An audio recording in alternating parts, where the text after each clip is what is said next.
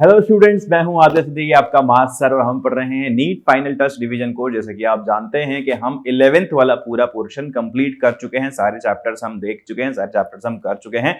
अभी हम स्टार्ट करने वाले हैं 12th का पहला टॉपिक, जिसका नाम है विद्युत आवेश तथा क्षेत्र। एनसीईआरटी के हिसाब से पढ़ रहे हैं तो उसी हिसाब से हम टॉपिक लेते हैं। जो मेन टॉपिक है, जिस टॉपिक की हम बात कर रहे हैं, वो है स्थिर वैद्युतिकी। इसके अंदर हम 2 चैप्टर पढ़ने वाले हैं एनसीईआरटी से, जो कि विद्युत आवेश और क्षेत्र है, और दूसरा विभव है, और धारिता को मैंने अलग कर दिया है। धारिता को मैं आपको अलग से पढ़ाऊंगा। ठीक है, ये 2 चैप्टर अभी यहां पर हम करेंगे, फिर आगे बढ़ते चलेंगे, सब कंप्लीट करेंगे। ठीक है, तो आशा कर रहा हूं कि आपका रिवीजन बहुत बढ़िया ताबड़तोड़ तरीके से चल रहा होगा और बहुत अच्छे से आपकी प्रिपरेशन चल रही होगी। बहुत अच्छा एग्जाम होने वाला है आपका, आप एग्जाम फोड़ने वाले हो। ठीक है, ऐसा मैं मान के चल रहा हूं, ऐसा मैं जानता हूं कि आप फोड़ोगे एग्जाम। ठीक है, तो हम आगे बढ़ते हैं, पढ़ाई की बात कर लेते हैं। ठीक है, बाकी जब रिजल्ट आएगा, जब आप सिलेक्ट हो जाओगे, तब हम पार्टी करेंगे। चलो, तो क्या कह रहे हैं भाई, विद्युत आवेश तथा क्षेत्र में पढ़ना है, तो हम चलते हैं भाई। पहले तो थ्योरी कवर करते हैं हमेशा की तरह, और फिर हम चलेंगे अपने क्वेश्चंस की तरफ। ठीक है, चलो देखो, विद्युत आवेश तथा क्षेत्र में क्या कह रहा है। सबसे पहले भूमिका बांध रहा है, तो जैसा कि हम हमेशा करते हैं वैसे ही हम करते हैं। हम जो काम की बातें हैं वो काम की बातें मैं आपको बताता हूं, बाकी इधर उधर की बातें जो हैं वो अपन बड़े कोर्स में करते हैं, जो कि अपन खींच के पूरे साल भर आप पढ़ के आए हो, सब चीजें आप जानते हो। ठीक है, जो चीजें काम की है वो वाली चीजें मैं आपको यहां पर बताने वाला हूं। तो देखो कौन कौन सी चीजें हैं काम की, यहां पर कौन कौन सी चीजें हैं। भैया पेन दे दो, हमें लिखना है। कलर थोड़ा ऐसा ले लें जो दोनों पर हमें दिखे, व्हाइट पर भी दिखे और ग्रीन पर भी दिखे। चलो, तो क्या कह रहा है भैया, थोड़े से तुम बड़े हो जाओ तो हम तुम्हें पढ़ पाए, ताकि बच्चों को दिख जाए अच्छे से। ये विद्युत आवेश क्या होता है, देखो क्या कह रहा है। इतिहास के अनुसार लगभग 600 ईस्वी, और बड़ा कर दो इसको, चलो और बड़ा कर देता हूं ताकि आपको बिल्कुल अच्छे से कोई दिक्कत आए ही ना। विद्युत आवेश इतिहास के अनुसार लगभग 600 ईस्वी पूर्व में इस तथ्य की खोज का श्रेय कि उन अथवा रेशमी वस्त्रों से गढ़ा गया एम्बर हल्की वस्तुओं को आकर्षित करता है, ग्रीस देश के मिलेटस के निवासी थेल्स को जाता है। ठीक है, इलेक्ट्रिसिटी शब्द भी ग्रीस की भाषा से शब्द इलेक्ट्रॉन से व्युत्पन्न हुआ। इसका अर्थ एम्बर है। उस समय पदार्थों को ऐसे बहुत से युगल ज्ञात थे। अभी करते हैं अपन, है ना, चलते हैं अगले पेज पे चलते हैं। ये देखो क्या कह रहा है यहां पर, 600 ईस्वी पूर्व तथ्य खोज की गई कि अथवा रेशमी वस्त्र को रगड़ा जाए। अरे दादा क्या चाहते हो भाई, लिखने दो हमें। ठीक है, रेशमी वस्त्र को रगड़ा जाए, अगर एम्बर हल्की वस्तुओं को आकर्षित करता है। ठीक है, ऊन अथवा रेशमी वस्त्रों को रगड़ा जाए तो एम्बर हल्की वस्तुओं को आकर्षित करता है, ग्रीस देश के मिलेटस निवासी थेल्स को जाता है। ठीक है ना यार, जब ये तो बेकार की बातें हैं, जब हम काम की बात पे आते हैं, ये उसका नाम कैसे आया, इलेक्ट्रॉन से हमने इलेक्ट्रिसिटी नाम रख दिया है। बाकी काम की बात क्या है, देखो देखो देखो देखो देखो देखो देखो देखो देखो देखो देखो देखो देखो, यहां देखो, अब आ जाओ। ठीक है, जाने पर भूसे के तिनके, सरकंडे की गोलियां, कागज के छोटे टुकड़े आदि हल्की वस्तुओं को आकर्षित कर लेते थे। ठीक है, जब ये आपस में रगड़े जाते थे ना, तो आपस में एक दूसरे को आकर्षित कर लेते थे। ठीक है, तो अपने मन में बड़ा जिज्ञासा होती थी कि यार ये जो हो रहा है, आकर्षित हो रहा है, जादू हो रहा है, कोई तो कुछ जादू कर रहा है, कैसे हो रहा है। तो बाद में पता चला कोई जादू वादू नहीं है यार, सब तो ये इलेक्ट्रॉनों की वजह से, आवेश के कारण हो रहा है। ठीक है, आप इस प्रकार के प्रभाव का अनुभव अपने घर पर निम्नलिखित क्रियाकलाप द्वारा कर सकते हैं। करेंगे तो कर लीजिएगा। ठीक है, इन पट्टियों को टेलीविजन क्या करना है, सफेद कागज की लंबी पतली पट्टियों को काटकर उन पर धीरे से इस्त्री कीजिए। इस्त्री करनी पड़ेगी आपको। उन पट्टियों को टेलीविजन के पर्दे अथवा कंप्यूटर के मॉनिटर के निकट ले जाइए। आप देखेंगे कि पट्टियां पर्दे की ओर आकर्षित हो जाती हैं। अच्छा, इनको इस्त्री क्यों करनी पड़ेगी, कहीं उनके अंदर थोड़ा बहुत अगर मॉइस्चर वगैरह हो तो वो निकल जाए, इसलिए हम उसको इस्त्री करेंगे। ध्यान से करना, ठीक है ना, हो कि इस्त्री करते करते अपना हाथ घुसा दिया उसके अंदर। इन पट्टियों को टेलीविजन के पर्दे अथवा कंप्यूटर के मॉनिटर के निकट लाइए। आप देखेंगे पट्टियां पर्दे की ओर आकर्षित हो जाती हैं। वास्तव में कुछ क्षण पर्दे से चिपकी भी रहती हैं। हाँ, ये तो होता है। और ऐसा आपने ये भी दिखा होगा, जब हम हाथ भी लगाते हैं ना, जब हम मॉनिटर के ऊपर हाथ लगाते हैं, टीवी वगैरह पर हाथ लगाते हैं, थोड़ा सा हमें आवाज सुनाई देती है, कर करके आवाज सुनाई देती है, तो वो क्या होता है, वहां पे चार्ज ट्रांसफर हो रहा होता है। यही प्रेक्षित किया गया है कि यदि ऊन अथवा रेशम के कपड़े से रगड़ी हुई 2 कांच की छड़ों को एक दूसरे के निकट लाएं तो वो एक दूसरे को प्रतिकर्षित करती हैं। अच्छा देखो, अब इंफॉर्मेशन आ गई यहां पर, है ना, छोटी सी इंफॉर्मेशन आई है कि क्या है कि यदि ऊन अथवा रेशम के कपड़े से रगड़ी हुई 2 कांच की छड़ों को एक दूसरे के निकट लाएं तो वो एक दूसरे को प्रतिकर्षित करती है। मतलब आपने क्या लिया, आपने 2 कांच की छड़ ली, दोनों को आपने ऊन से या रेशम के कपड़े से रगड़ा, अब आपने जैसे ही पास में लाए तो वो आपस में प्रतिकर्षण का दिखाने लगी, रिपल्जन दिखाने लगी। ठीक है, अच्छा ये चित्र 1.1 के में दिखा रखा है हमें। इसको देखो, यहां से रेशम का धागा है, इसको रगड़ा है आपने यहाँ पे कांच की छड़ को, और यहाँ पे प्लास्टिक की छड़ को रगड़ा है।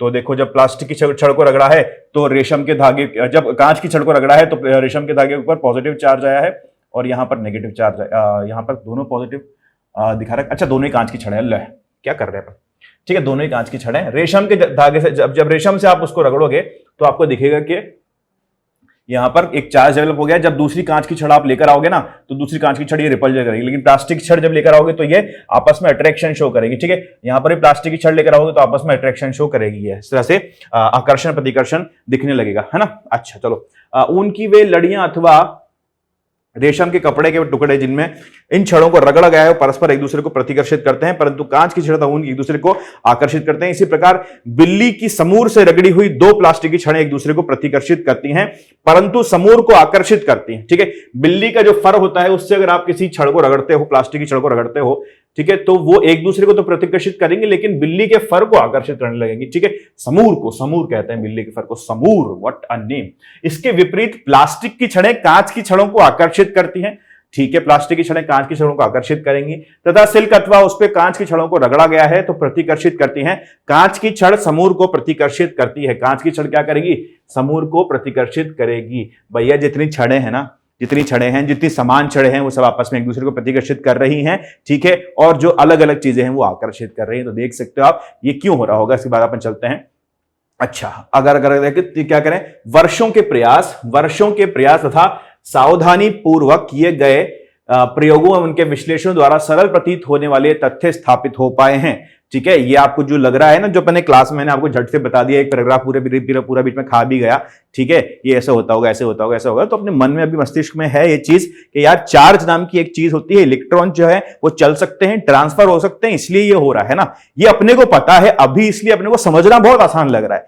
लेकिन यही चीज सोचो कि जो साइंटिस्ट जिसको चार्ज का अता पता ही नहीं है, क्या चार्ज नाम की कोई चीज भी होती है, आवेश भी कुछ होता है, उसके लिए तो क्या ही बोलेगा, उसको क्या पता कैसे कुछ होता होगा यार। ठीक है, उसको क्या पता, वो तो सोच रहा होगा कैसे कैसे ये आपस में एक दूसरे को ये प्रतिकर्षित करने लगती है रगड़ने से। तो बार बार यही करता होगा कि रेशम से रगड़ता होगा, दो छड़ों को पास में ले आता तो दूर जा रही, यही करता रहता होगा दिन भर रात भर बैठकर। ठीक है, लेकिन फिर भी वर्षों के प्रयास तथा सावधानी पूर्वक किए गए प्रयोगों एवं उनके विश्लेषणों द्वारा सरल प्रतीत होने वाले ये तथ्य स्थापित हो पाए हैं। विभिन्न वैज्ञानिकों द्वारा किए गए बहुत से सावधानीपूर्ण अध्ययनों के पश्चात ये निष्कर्ष निकाला गया है कि एक राशि होती है। कौन सी राशि होती है? अगर देखो राशि की बात आ गई ना, इसी राशि की अपन बात करने वाले हैं। एक राशि होती है जिसे विद्युत आवेश कहते हैं। क्या कहते हैं? विद्युत आवेश कहते हैं। और ये केवल दो प्रकार के ही हो सकते हैं। विद्युत आवेश कितने प्रकार के हो सकते हैं?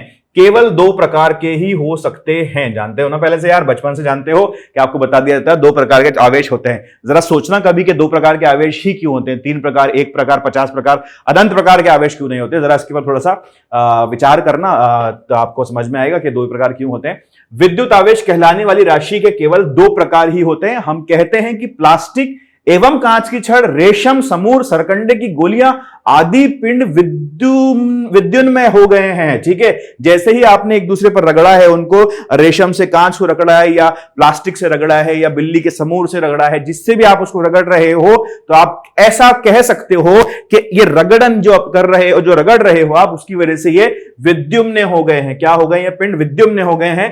रगड़ने पर ये विद्युत आवेश अर्जित कर लेते हैं। ठीक है, रगड़ने पर ये विद्युत आवेश अर्जित कर लेते हैं।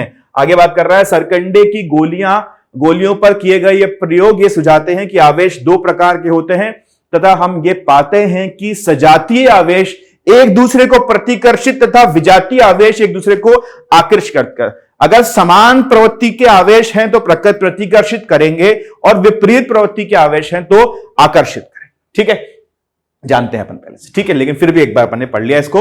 यह कहा जाता है कि सरकंडे की गोलियां स्पर्श द्वारा विद्युम्न अथवा आवेशित होती हैं। वह गुण जो 2 प्रकार के आवेशों में भेद करता है, आवेश की ध्रुवता कहलाता है। वह गुण जो कि इसके गुण जो प्रकार के आवेशों में भेद कर रहा है, जो बता रहा है हमें कि आवेश दो प्रकार के होते हैं, उसको हम क्या कहते हैं? आवेश की ध्रुवता कहते हैं, जिसको इंग्लिश में हम पोलैरिटी कहते हैं। पोलैरिटी इसको इंग्लिश में कहते हैं। अच्छा, तो दो तरह की पोलैरिटी हो सकती है, पॉजिटिव पोलैरिटी हो सकती है और नेगेटिव पोलैरिटी हो सकती है। ठीक है। अच्छा, जब कांच की छड़ को रेशम से रगड़ते हैं तो छड़ एक प्रकार का आवेश अर्जित करती है तथा रेशम दूसरे प्रकार का आवेश अर्जित करता है। ठीक है, ऊपर डायग्राम बना हुआ मैंने दिखाया था आपको भी। ये उन सभी वस्तुओं के युगल के लिए सत्य है जो विद्युम्न होने के लिए परस्पर रगड़े जाते हैं। अगर आप किसी भी दो चीज को रगड़ रहे हो तो एक पर पॉजिटिव चार्ज आएगा और दूसरे पर नेगेटिव चार्ज ही आएगा, यह सत्य है पूरी तरह से।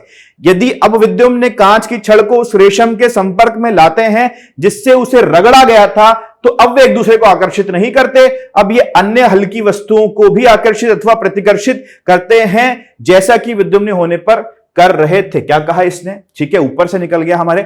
अच्छा, अब यदि विद्युम्न कांच की छड़ को उस रेशम के संपर्क में लाते हैं जिससे उसे रगड़ा गया था, तो वे अब एक दूसरे को आकर्षित नहीं करते, अब अन्य हल्की वस्तुओं को भी आकर्षित तथा प्रतिकर्षित नहीं करते, जैसा कि विद्युम्न होने पर कर रहे थे। का बाबू क्या कह रहे हो?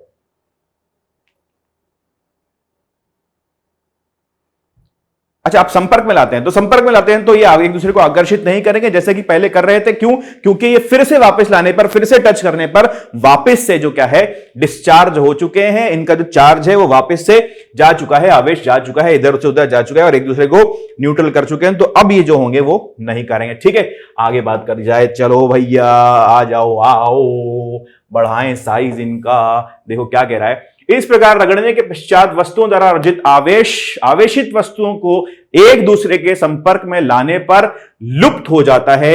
इन प्रेक्षणों से आप क्या निष्कर्ष निकाल सकते हैं? अभी निकाल देते, इनको पूछ रहे भी रहा है क्या निष्कर्ष निकालेंगे, बता भी देगा क्या निष्कर्ष निकाल रहे हैं। ठीक है, एनसीईआरटी इज सो गुड।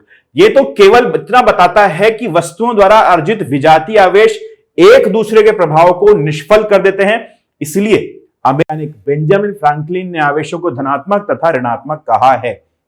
ठीक है, ये सिर्फ ये बता रहा है कि अर्जित विजातीय आवेश एक दूसरे के प्रभाव को निष्फल कर देते हैं। जब दो अपोजिट चार्जेस को विजातीय आवेशों का पास पास लाओगे तो वो एक दूसरे का जो आवेश है, जो गुण है उसको निष्क्रिय कर देंगे। जिसको निष्क्रिय कर देते हो, इसी चीज को समझा अमेरिकी वैज्ञानिक बेंजामिन फ्रैंकलिन ने, और उन्होंने कहा कि आवेश दो प्रकार का होता है, धनात्मक तथा ऋणात्मक। आवेश जो है वो दो प्रकार का होता है, धनात्मक होता है और ऋणात्मक होता है। ठीक है, कहां गया?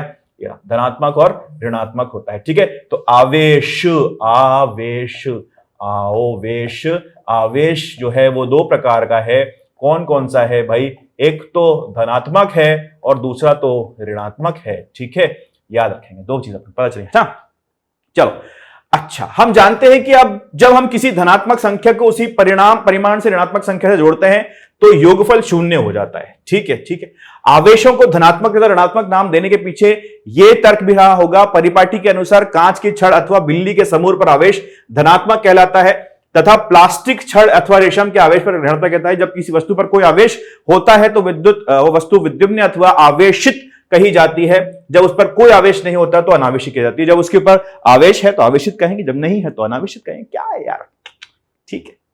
अच्छा, विद्युत तथा चुंबकत्व का एकीकरण, ये आप पढ़ लेना, इसके अंदर कुछ नहीं है। ठीक है, आप एनसीईआरटी तो वैसे ही मुझे पता है कि आप नीट का एग्जाम देने वाले हो भैया। एनसीईआरटी नहीं पढ़ी है अभी, पढ़ लो, समय है। ठीक है, एनसीईआरटी पूरी रीड कर लो एक बार।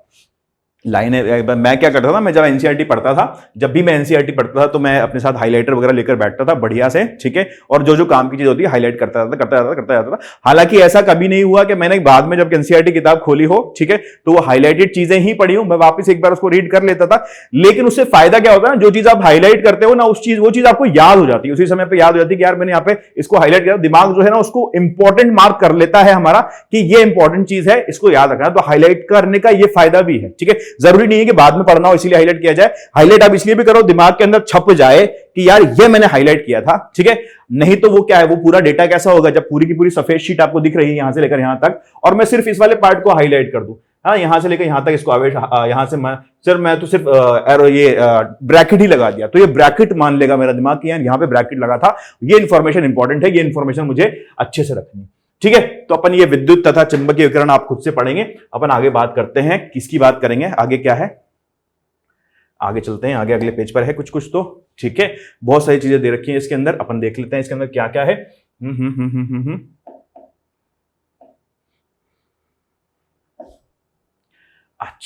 देखो भाई, विद्यार्थी नीचे बताए अनुसार सरल विद्युतदर्शी बना सकते हैं। बनाना चाहो तो बना लेना, सरल एक विद्युतदर्शी होता है, इसको बना सकते हो आप, कोई उसके अंदर बड़ी बात नहीं है। जैसे एनसीईआरटी ने कहा है कि कोई बड़ी बात नहीं है, आपको एक क्या लेना है, पर्दे लटकाने वाले एल्यूमिनियम के ऐसी बारीक छड़ लीजिए जिससे दोनों सिरों पर गोले जुड़े हों। ऐसी बारीक छड़ ढूंढना भाई, घर में पर्दे लगे होते हैं, घर पर्दे लगे होते हैं, उनके बारीक छड़ होते हैं, उनके आसपास जो होते हैं गोले लगे होते हैं, ठीक है। इसका लगभग 20 सेंटीमीटर लंबा एक टुकड़ा इस प्रकार काटिए जिससे छड़ का एक सिरा चपटा, दूसरा सिरा गोले वाला बन जाए, ठीक है। एक सिरा तो चपटा हो गया है, देखो यहां पर इन्होंने बना रखा है, एक सिरा चपटा हो गया और एक सिरा जो है गोले वाला हो गया, ठीक है। एक इतनी बड़ी बोतल लीजिए जिसके मुंह पर कॉर्क लगाकर उस कॉर्क में छेद करके चित्र में दर्शाए अनुसार इस छड़ को फिट किया जाए। अब बोतल ढूंढ के लाना जिसके अंदर पर्दे की रॉड घुस जाए, ठीक है। तो बहुत काम वाली बात है, अभी मत करना, अभी कोई टाइम नहीं है आपके पास, बहुत समय होता है तब ये सब चीजें की जाती हैं। अभी सब समझ लो बस कहना क्या चाह रहा है, ठीक है। ये सब कुछ नहीं करना आपको। छड़ का गोले मतलब बॉटल के अंदर यार कैसे तो वो पर्दे के वाली रॉड घुसेगी, इतनी मोटी इतनी बड़ी बॉटल कहां से लेकर आओगे, ठीक है। या फिर किचन में से कोई बर्तन लो, ठीक है, लोहे का ले नहीं सकते, कांच का लोगे।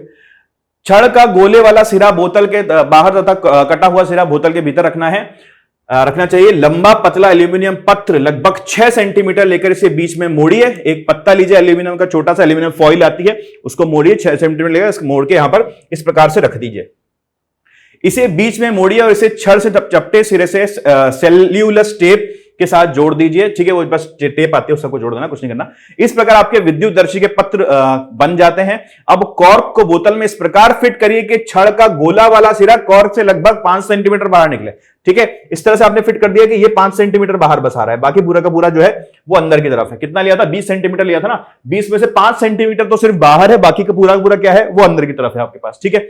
बोतल के भीतर एक कागज का पैमाना पहले से ही पत्रों की पृथकता को मापने के लिए लगाया जा सकता है, ठीक है। अपन कागज का पैमाना लगा सकते हैं, अपन देख सकते हैं यहां पर, मान लीजिए मैंने यहां पर एक पैमाना लगा दिया है ना, यहां पर इस तरफ से एक पैमाना लगा दिया, तो ये जितनी दूर जाएंगे ना पैमाने पे मुझे रीडिंग दिखाता रहेगा कि इतनी दूर अब ये जा रहे हैं, ठीक है भाई। अच्छा, पत्रों की पृथकता विद्युतदर्शी पर आवेश की मात्रा की एक माप होती है, ठीक है, ठीक है, ठीक है। अच्छा, जितना दूर जाएगा ना ये, जितना दूर ये पत्र जाएंगे, जितनी दूर ये जो लीव्स हैं ये बाहर की तरफ खुलती जाएंगी, उतना आवेश ज्यादा होगा। ऐसा हम कह सकते हैं कि जितना आवेश बढ़ता जाएगा उतने ये पत्ते ऐसे ऐसे ऐसे ऐसे ऐसे करते करते करते दूर जाते जाएंगे, ठीक है। चलो अच्छी बात है। यह समझने के लिए एक विद्युतदर्शी किस प्रकार कार्य करता है, सफेद कागज की वो पट्टियां लीजिए जिनका उपयोग हमने आवेशित वस्तुओं द्वारा आकर्षण देखने के लिए किया था। मतलब आपने कुछ वो रॉड ली थी ना जिसमें आपने कांच की रॉड को रगड़ा था, फिर रगड़ के आपने इसको आवेशित कर दिया था, वैसी कोई रॉड लीजिए, ठीक है। पट्टी को आधा मोड़िए तो पट्टी के मोड़ पर निशान बन जाए। पट्टी को खोलिए तथा इस पर चित्र 1.3 दर्शाए अनुसार परिवर्तीय मोड़ बनाकर हल्की स्त्री कीजिए। इस मोड़ पर चुटकी भर पकड़िए, आप ये पाएंगे कि दोनों अर्धभाग एक दूसरे से दूर जाते हैं। कुछ नहीं करना आपको, तो बस ये जो यहाँ पर एल्यूमिनियम का है ना, यहाँ पर एक लाके ऐसे नहीं, यहाँ पे जो दिखा रखा है ना इस प्रकार से यहाँ पे कर लेना आप। तो जो आवेशित आपके पास छड़ है उसको यहाँ पर लेकर आओगे तो इसको भी आवेशित कर देगी। जैसे ही इसको आवेशित करेगी वो यहाँ पर आवेश इधर आ जाएगा, पत्तियों पर आ जाएगा। पत्तियों पर जैसे आवेश आएगा तो पत्तियां पहले ऐसी थी, ठीक है, फिर ऐसे हो जाएंगी, है ना। जैसे ये ऐसे हो जाएंगे तो आपको पता चलेगा जितना एंगल दूर जा रही हैं, जितना कोण ज्यादा बना रही हैं, उतना ही इनके ऊपर आवेश होना चाहिए, ठीक है। सिंपल सी बात है, कोई मुश्किल बात इसके अंदर नहीं है, ठीक है। चलो आगे बात करते हैं, आगे बात करें। ये दिखा रखा है इन्होंने, ये पट्टी दिखा रखी है, तो पहले छोटी सी ऐसी थी वैसे दूर हो गई है ना। अच्छा, दूर क्यों हुई, क्योंकि इनके पर आवेश आ गया, तो आवेश एक दूसरे को प्रतिकर्षित कर रहे हैं, समान तरह का आवेश है इस पर और इस पर, ये एक दूसरे को प्रतिकर्षित कर रहे हैं, तो ये दूर चली गई है, ठीक है। सभी पदार्थ परमाणु अथवा अणुओं से बने हैं। यद्यपि वस्तुएं सामान्यतः वैद्युत उदासीन होती हैं, उनमें आवेश तो होते हैं परंतु उनके आवेश ठीक ठीक संतुलित होते हैं, ठीक है। इनके जो आवेश होते हैं वो ठीक ठीक संतुलित होते हैं, इसलिए जो वस्तुएं हैं हमारे पास वो आवेशित नहीं होती है जनरली। जैसे कि बात करो कि ये लोहे की टेबल यहां पर रखी है, आपको नहीं दिख रही होंगी, मुझे दिख रही है, ठीक है। लोहे की टेबल जो यहां पर रखी है वो उनको मैं हाथ लगाऊं तो मुझे करंट नहीं लगेगा। क्यों लगेगा, क्योंकि उसके अंदर आवेश तो है लेकिन वो बराबर है, जितना पॉजिटिव है उतना ही नेगेटिव है, इसलिए वो क्या हो गई, अनावेशित सी हो गई है, ठीक है। इसलिए इससे कोई फर्क नहीं पड़ रहा है, मुझे हाथ को छूने से मुझे करंट वरंट नहीं लग रहा है, ठीक है। अच्छा, सभी पता अणुओं को संभालने वाला रासायनिक बल, ठोसों के परमाणु में एक साथ थामे रखने के वाले बल, गोंद का आसंजक बल, बल, ठीक है ठीक है, किसी तरह से आवश्यक, ये जहां तक हमने हो गया ना, ये अपने को समझ में आ गया कि किस तरह से कार्य कर रहा है, यही काम की बात इस पेज पर। ठीक है, अपन देख लिया इसको किस तरह से आपको कार्य करना है, आपको बताना है, बस इतना समझ में आ गया कि जितना ये पट्टियां दूर जाती जाएंगी उतना ही, जितना ये एंगल बनाती जाएंगी, जितना थीटा ज्यादा होगा उतना ही क्यू भी ज्यादा होगा, चार्ज भी ज्यादा होगा, आवेश भी ज्यादा होगा। क्यू से दिखाते हैं हम आवेश को, ठीक है, उतना ही आवेश भी ज्यादा होगा। ठीक है, क्यू से क्यों दिखाते हैं मुझे नहीं पता भैया, क्यों दिखाते हैं, क्यों है बस दिखाते हैं तो क्यू से दिखा देते हैं। ठीक है, क्यू से हम आवेश को दिखाते हैं। चलो ये बात समझ में आई, अगला पेज चलते हैं। अच्छा, चालक तथा विद्युत रोधी क्या होते हैं? ठीक है, परिभाषा हम देखेंगे, अभी परिभाषा हम देख के फिर आगे बढ़ेंगे। क्या है चालक तथा प्रतिरोधी, क्या होते हैं भाई? देखो, चालक तथा प्रतिरोधी, हाथ में पकड़ी धातु की छड़ ऊन से रगड़े पर आवेशित होने का कोई संकेत नहीं दर्शाती, परंतु यदि धातु की छड़ को लकड़ी तथा प्लास्टिक का हैंडल लगा है और उसके धातु के भाग को स्पर्श नहीं किया गया है तो वे आवेशित होने का संकेत देती है। क्या कहना चाह रहा, देखो क्या कह रहा है ये, क्या कह रहे हो? ठीक है, हाथ में पकड़ी धातु की छड़ ऊन से रगड़े जाने पर आवेशित होने का कोई संकेत नहीं दिखाती। आप कोई छड़ लो, ठीक है, आपने कोई रॉड लिया है मेटल का, ठीक है, धातु का लिया, और उसको आप जब ऊन पे रगड़ रहे हो तो आपको वो आवेशित होने का कोई संकेत ही नहीं मिलेगा, मतलब ऐसा पता ही नहीं चलेगा आपको वो आवेशित हुई है या नहीं हुई है। परंतु यदि धातु की छड़ पर लकड़ी अथवा प्लास्टिक का हैंडल लगाया, अगर आपने लकड़ी तथा प्लास्टिक का हैंडल उसके ऊपर लगा दिया है, अब क्या होगा? उसके धातु के भाग को स्पर्श नहीं किया गया है तो वे आवेशित होने का संकेत दे देती है। ठीक है, अगर आपने लकड़ी का या प्लास्टिक का हैंडल लगा रखा है तो वो जो छड़ थी आपको पता चल जाएगा वो आवेशित हो गई है, दूसरी छड़ को रिपेल कर देगी वो जाकर। ठीक है, पहले नहीं करती। ऐसा क्यों हो रहा है भाई? मान लीजिए हम किसी तांबे के तार के सिरे के उदासीन सरकंडे की गोली को जोड़ देते हैं तथा दूसरे सिरे पर अनावश्यक प्लास्टिक छड़ जोड़ देते हैं। हमें पता है कि सरकंडे की गोली को रिडावशित हो जाती है। यदि इस प्रकार नायलॉन, धाई अथवा रबर के छल्ले के साथ दोहराएं तो प्लास्टिक छड़ के सरकंडे की गोली के बाद कोई आवश्यक तरंग नहीं होता है। छड़ से गोली आवेश को स्थानांतरित होने के कारण का क्या कारण है? ठीक है, क्या कारण है भाई? तो कारण लास्ट में बता रहा है कि ऐसा जो आपको मैंने बताया ऊपर तक वो क्यों हो रहा है। इससे ऐसा ही एक एग्जांपल यहां पर भी लिया है। कुछ पदार्थ तुरंत ही अपने में से होकर विद्युत को प्रभावित होने देते हैं, जबकि कुछ अन्य ऐसा नहीं करते हैं। जो पदार्थ आसानी से अपने को होकर विद्युत प्रभावित होने देते हैं वे चालक कहते हैं। इनमें से ऐसा विद्युत आवेश इलेक्ट्रॉन होते हैं जो पदार्थ के भीतर गति के लिए अपेक्षाकृत स्वतंत्र होते हैं। धातुएं, मानव ज्यादा जंतु शरीर के पृथ्वी चालक हैं। कांच, पोर्सिलेन, प्लास्टिक, नायलॉन, लकड़ी जैसे अधिकांश धातुएं अपने से होकर प्रभावित होने वाले विद्युत उच्च प्रतिरोध लगाती हैं। इन्हें विद्युत रोधी कहते हैं। अधिकांश पदार्थ ऊपर वर्णित इन दो वर्गों में किसी एक में आते हैं। आ गया ना समझ? ठीक है, खत्म करते हैं, आगे बढ़ते हैं।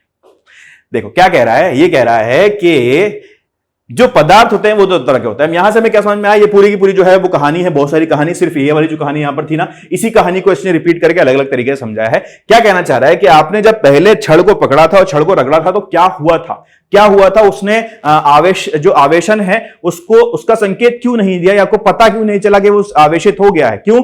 क्योंकि आवेश होने का तरीका या आवेश होने की विधि यह है कि आवेश जो है वो एक जगह से दूसरी जगह पर स्थानांतरित होना चाहिए। जब अपने हाथ से आपने उस रॉड को पकड़ा हुआ था तो उसका पूरा का पूरा आवेश आपके हाथ से होकर बह गया था, ठीक है, निकल गया था, आपको वो छड़ जो है वो आवेशित नहीं होती। वहीं जब लकड़ी का हैंडल या प्लास्टिक का हैंडल आपने उस पर लगा दिया तो लकड़ी या प्लास्टिक का हैंडल लगाने के कारण आपके हाथ के थ्रू वो आवेश नहीं निकलेगा, छड़ पर ही रह जाएगा।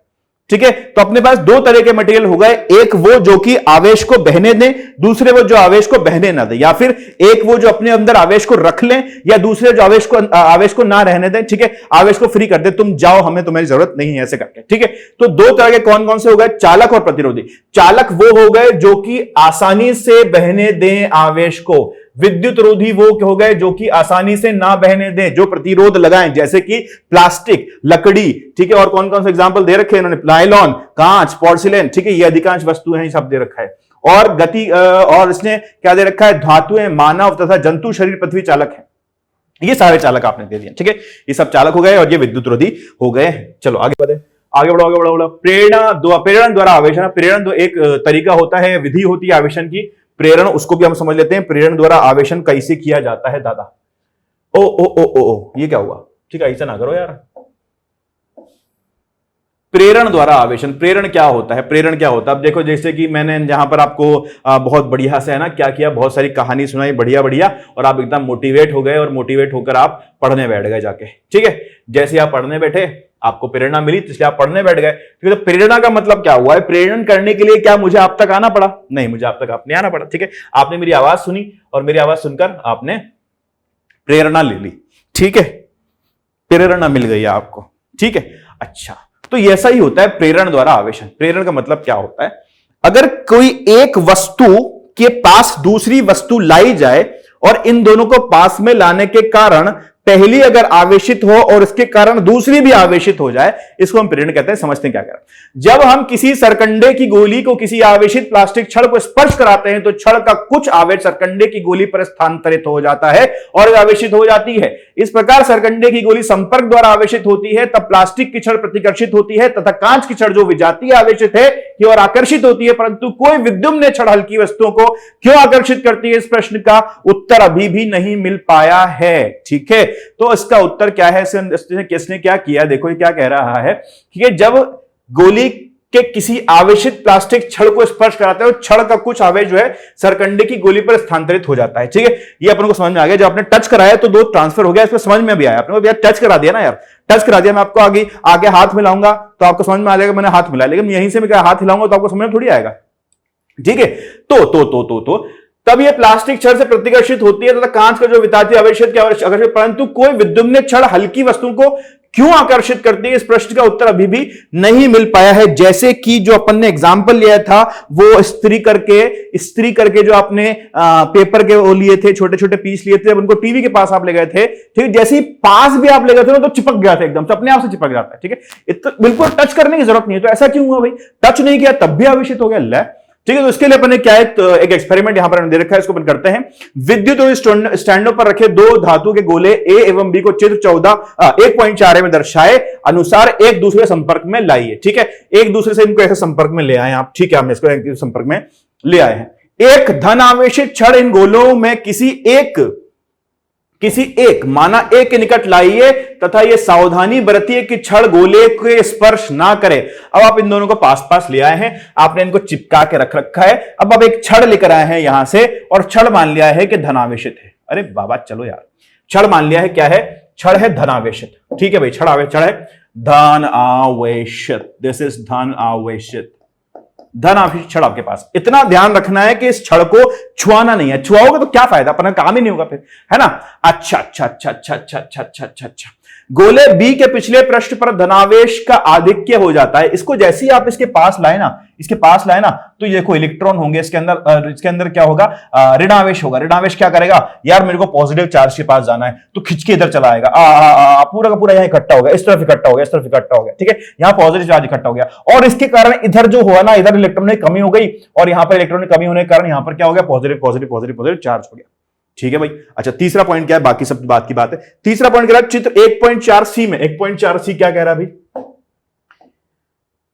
1.4c में दर्शाए अनुसार कांच की छड़ को बाएं गोले के निकट रखते हुए दोनों गोलों को एक दूसरे से पृथक कीजिए। अब कांच की छड़ को आप इधर ही रखो, अभी फिलहाल हाथ में आप पकड़ के रखो और इन दोनों गोलों को अलग कर दो। अब इन दोनों को जैसे ही आपने अलग किया है, अब क्या होगा आप देख सकते हो यहां पर, अब इन दोनों गोलों को अलग कर दिया है। इनके ऊपर पहले से आवेश आ चुका था, जब पहले से इनके ऊपर आवेश आ चुका है तो ये ऋणावेशित हो गया है, ये धनावेशित हो गया है। इसको आप और दूर कर दोगे तो इसके ऊपर ऋणावेश जो होगा वो यूनिफॉर्मली डिस्ट्रीब्यूट हो जाएगा और उसके ऊपर ही जो पॉजिटिव आवेश होगा, धनावेश होगा, वो भी एक समान रूप से यहां पर वितरित हो जाएगा, ठीक है। तो दोनों ही आपने यहां पर आवेशित कर दिया और आपने देखा कि आपको छुआने की जरूरत नहीं पड़ी, टच करने की जरूरत नहीं पड़ी। क्यों हुआ ऐसा इसलिए हुआ क्योंकि ये जो आवेश है यहां पर पॉजिटिव, यहां पर जो आवेश था धनात्मक आवेश था, इसने अपनी तरफ नेगेटिव आवेश को खींच लिया, छूने की जरूरत नहीं है उसके अंदर, दूर से ही खींच लिया भैया, दूर से ही कर सकता है। इसको हम क्या कहते हैं, इसको हम कहते हैं विद्युत द्वारा प्रेरण द्वारा आवेशन, ठीक है, प्रेरण द्वारा आवेशन, ठीक है। अगली बात देखते हैं, अगली बात क्या कह रहा है, अगली बात जो है ये कुछ तो उदाहरण है, आगे चलो, ठीक है। आवेशों की योज्यता और विद्युत आवेश संरक्षित है, ये तो कुछ मूल गुण होते हैं विद्युत आवेश के, इंपॉर्टेंट है, इसको अपन देखते हैं, बढ़िया से इसको पढ़ेंगे। क्या कहना चाह रहे हो भैया तुम हमसे, विद्युत आवेश के मूल गुण, आवेशों की योज्यता। सबसे पहले हम आवेशों की योज्यता देख लेते हैं। अब तक हमने आवेश की परिमाणात्मक परिभाषा नहीं दी है, बाप रे। अब तक हमने आवेश की परिमाणात्मक परिभाषा, हमें इस अग्रिम भाव में समझेंगे। अंतरिम रूप में हम ये मानेंगे कि ऐसा किया जा सकता है कि क्या जाएगा, फिर आगे बढ़ेंगे। यदि किसी निकाय में दो बिंदु आवेश Q1 और Q2 है तो निकाय के कुल आवेश Q1 तथा Q2 के बीजगणित रीति से जोड़ने में प्राप्त होता है, अर्थात आवेशों को वास्तविक संख्या को भांति जोड़ा जा सकता है अथवा आवेश द्रव्यमान की भांति अदिश राशि है। यदि किसी निकाय में n आवेश Q1 Q2 Q3 Q4 Qn है तो निकाय के कुल आवेश Q1 + 2 Q2 + 3 Qn के बराबर है। आवेश का द्रव्यमान ही भांति का परिमाण होता है, दिशा नहीं होती, तथापि आवेश का परिमाण के अंतर है। सिर्फ बेकार की बात है, कह रहा है कि आवेश जो है वो एक अदिश राशि है, आवेश जो होती है अदिश राशि है। मान लीजिए आपके पास ये इस तरह से एक निकाय है, ये एक निकाय है ना, यहां पे एक निकाय है, इस निकाय के अंदर एक आवेश Q1 है, दूसरा आवेश Q2 है, तीसरा आवेश Q3 है, ठीक है, पॉइंट पॉइंट आवेश है, ठीक है, बिंदुवत आवेश यहां पर रखे हुए हैं। और पूछा गया है कि बताइए कि इसका कुल आवेश कितना होगा। तो अदिश राशि है तो कुछ नहीं करना भैया, Q आवेश निकालने के लिए, Q टोटल निकालने के लिए Q1 + Q2 + Q3 + Q4 जितने भी आवेश इसके अंदर हैं उन सबको अदिश रूप में जोड़ दो, खत्म बात। अगर नेगेटिव है, ऋणात्मक आवेश है तो माइनस आ जाएगा यार। जैसे कि एग्जांपल ले लें, अगर आप यहां पर Q1 की जगह पर होता ये 2 कूलम होता, कूलम इसकी क्या होती है, कूलम इसकी मात्रक होता है, ठीक है, कूलम मात्रक होता है। और Q2 क्या है, -1 कूलम है, Q3 क्या है, 4 कूलम है, ठीक है। तो कुल आवेश कितना होगा, 2 + 4 6, 6 - 1 5 कूलम। साइन के साथ जोड़ दो उसको, खत्म बात। ये हुआ आपका आवेशों की योजना, ठीक है। क्या बात है इसके अंदर, कोई दिक्कत वाली बात थोड़ी है, ठीक है, तो हम पहले ही से जानते हैं, है ना। लेकिन फिर भी उसने गुण बना के बता दिया तो गुण बना के हम सीख लिए, ठीक है, हमने कब बना किया। चलो, विद्युत आवेश संरक्षित है, विद्युत आवेश संरक्षित है।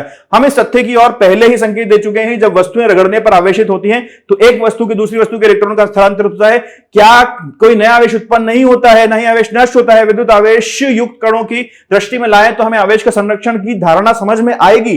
जब हम दो वस्तुओं को परस्पर रगड़ते हैं तो एक वस्तु जितना आवेश प्राप्त करती है दूसरी वस्तु उतना आवेश खोती है। बहुत सी आवेशित वस्तुओं के लिए किसी वियुक्त निकाय के भीतर वस्तुओं के अन्योन्य क्रिया के कारण आवेश पुनः वितरित हो सकते हैं, परंतु यह पाया गया है कि वियुक्त निकाय का कुल आवेश सदैव संरक्षित रहता है। आवेश संरक्षण का प्रायोगिक रूप से स्थापित किया जा चुका है, ठीक है। ये जो आवेश का संरक्षण का नियम है इसको प्रायोगिक रूप से भी हम स्थापित कर चुके हैं, सब चीज है। लेकिन आपको समझ में क्या आना चाहिए कि हमेशा जब भी हम आवेश की बात कर रहे हैं, जैसे कि आपने आपके कांच को रगड़ा था फर पे या फिर रेशम पे रगड़ा था, तो क्या हुआ था उसके अंदर आवेशन कैसे हुआ था, एक जगह से दूसरी जगह आवेश स्थानांतरित हुआ था, एक जगह से दूसरी जगह आवेश स्थानांतरित हुआ था, ठीक है। ऐसा नहीं हुआ था कि कोई नया आवेश अगर बन गया हो यहां पर, ठीक, कोई नया आवेश या फिर वहां से बीच में से आवेश नष्ट हो गया हो। तो आवेश जो है वो हमेशा एक जगह से दूसरी जगह जा सकता है, स्थानांतरित हो सकता है, लेकिन आवेश अपने आप खुद से नहीं बन सकता, ठीक है, और ना ही नष्ट हो सकता है, ठीक है। तो इसको अंग्रेजी में बढ़िया एक लाइन है, charge can never be created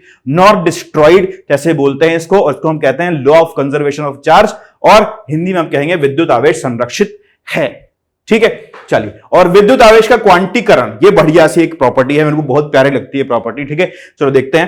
प्रायोगिक रूप से स्थापित किया गया है कि सभी मुक्त आवेश परिमाण के आवेश में मूल इकाई जैसे ई द्वारा दर्शाया जाता है के पूर्णांकी गुणांक है। इस प्रकार किसी वस्तु के आवेश Q को सदैव इस प्रकार दर्शाया जाता है। किस प्रकार दर्शाया जाता है साहब, इस प्रकार दर्शाया जाता है, इस प्रकार दर्शाया जाता है, किस प्रकार, इस प्रकार, Q = NE, ठीक है, Q = NE के बराबर ये अपने पास आता है। Q = NE, और बड़ा कर लो, है ना, Q = NE, ठीक है। यहां पे N क्या है, यहां पर N एक इंटीजर है, ठीक है, इंटीजर है, पूर्णांक है, क्या है, पूर्णांक है। अब देखो क्या है ना, इसको समझने के लिए अपन क्या करते हैं ना, जैसे कि आपने देखा होगा कि जब भी आप ऑनलाइन ऑर्डर करते हो, कुछ ऑनलाइन चीजें मंगाते हो अमेज़न से, कभी आपने शॉपिंग की हो, ऑनलाइन शॉपिंग, तो आपने देखा होगा जब भी आपके पास कोई सामान आता है तो 1 डब्बे में आएगा, 2 डब्बे में आएगा, 3 डब्बे में आएगा, 5 डब्बे में आएगा, आधे पौन सवा 3 डब्बे में तो कभी भी आपके पास सामान नहीं आएगा, ठीक है। इसी तरह से वहां से जब आपके घर पर कुछ चीज स्थानांतरित हुए तो डब्बे में 1 2 3 डब्बे पूर्णांकों में हो सकती है। इसी तरह से जब आवेश भी स्थानांतरित होता है तो पूर्णांकों में हो सकता है, ठीक है, पूर्णांकों के अलावा नहीं हो सकता है। और सबसे छोटा जब डब्बा जो होता है, सबसे छोटा डब्बा होता है ई का, ई का है बाबा, ये ई है इलेक्ट्रॉन का चार्ज, इलेक्ट्रॉन का आवेश, जो कि 1.6 × 10⁻⁻19 कूलम के बराबर होता है। 1.6 10⁻⁻19 कूलम के बराबर ये वैल्यू आती है, ठीक है। तो आप देखो कि सबसे छोटा चार्ज जो कि स्थानांतरित हो सकता है, इसको 1.6 10⁻⁻19 कूलम कहते हैं, ठीक है। तो अपने पास जो फॉर्मूला बनेगा वो क्या बनेगा, Q = N × 1.6 × 10⁻⁻19, ठीक है। आती बात समझ में, चलो ठीक है भाई, तो Q बराबर N अपने पास ये फॉर्मूला आ गया, इसके ऊपर क्वेश्चन बन सकता है, तो इसको अपन थोड़ा सा ध्यान रखेंगे और इसको इस्तेमाल भी कर लेंगे, पूछा जाएगा तो। जैसे कि इसमें कई बार ऐसा ना, कई बार तो क्या मतलब एक बहुत ही जब जनरल एक क्वेश्चन है, पूछा जाता है कि बताइए एक कूलम में कितने इलेक्ट्रॉन होंगे, एक कूलम में कितने इलेक्ट्रॉन होंगे, ठीक है, एक कूलम आवेश में कितने इलेक्ट्रॉन होंगे, या फिर बोला गया कि एक कूलम आवेश स्थानांतरित किया गया है तो कितने इलेक्ट्रॉन इसके अंदर आवेश स्थानांतरित हुए होंगे। तो आप क्या करोगे भाई, आप लिख दोगे ऐसे करके, आप लिख दोगे यहां पर कि Q जो होता है वो Ne के बराबर होता है, ठीक है। Q का मान जो है वो 1 कूलम है, N का मान मुझे निकालना है, E का मान यहां से 1.6 - 19 है, तो N का मान जो होगा वो 1/1.6 × 10⁻19 होगा, ठीक है। तो N का मान जो होगा वो 6.25 × 10⁻18 आ जाएगा, ठीक है। इसको याद रख सकते हो आप, इस नंबर को याद रहा तो बढ़िया है। यहाँ पे 6 × 10⁻18 दे रखा है, ठीक है, वो 6.25 के आसपास आता है, तो मैंने डायरेक्टली लिख दिया। ऐसे कोई पूछा जाए किसी में कितना आवेश है तो आप निकाल सकते हो, क्वेश्चन भी अपन इसके ऊपर करेंगे तो आपको समझ में आसानी से आ जाएगा। देखो अगली बात करते हैं, अगला क्या कह रहा है, अगला कह रहा है कि कौन सा नियम बता रहे हैं भैया, ये बता रहे हैं कूलाम का नियम। देखो भैया कूलाम का नियम आ गया है, कूलाम का नियम हम बिल्कुल सीधे सीधे समझेंगे बिना समय व्यर्थ करे। हमें देखेंगे कूलाम का नियम कहता है कि कूलाम का नियम कहता है कि मान लीजिए आपके पास अगर दो आवेश हैं आपके पास, ठीक है, Q1 और Q2, ये दो आवेश में ले लेता हूं, Q1 आवेश और Q2 आवेश, ठीक है, कुछ r दूरी पर रखे हुए हैं, कुछ r दूरी पर ये रखे हुए हैं, ठीक है। ऐसे थोड़ा सा और अच्छा बनाओ, एक कलर ना अच्छा लग रहा हमें, इस पे ग्रीन कलर पे थोड़ा सही लग रहा है। देखो Q1 और ये Q2, ये दो आवेश हैं जो कि किसी r दूरी पर रखे हुए हैं, इस तरह से r दूरी पर रखे हुए, ठीक है। अच्छा, अब ये क्या है कि Q1 जो है वो Q2 को या तो प्रतिकर्षित करेगा या आकर्षित करेगा, या Q2 Q1 को प्रतिकर्षित करेगा या आकर्षित करेगा, दोनों में से एक ही काम हो सकता है, ठीक है। अच्छा, जो हो रहा है उसके कारण कोई तो बल आ रहा होगा ना, आकर्षित प्रतिकर्षित जब एक दूसरे को कर रहे हैं तो कोई बल तो कार्यरत होगा इसके अंदर। तो वो जो बल है उसका मान निकाला किसने, कूलाम ने उसका मान निकाला। कूलाम ने कुछ एक्सपेरिमेंट्स किए और उसके बेसिस पर उन्होंने बताया कि जो F है, ये जो F यहां पर आ रहा है, ये Q1 Q2 के गुणनफल के तो समानुपाती है और इनके बीच की दूरी के वर्ग के व्युत्क्रमानुपाती है, ठीक है। इसको मिलाकर उन्होंने बता दिया कि F जो होगा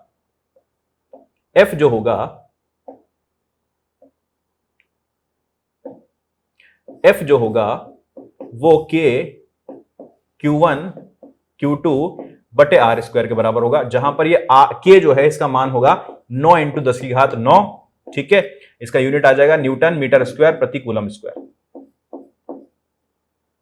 ठीक है।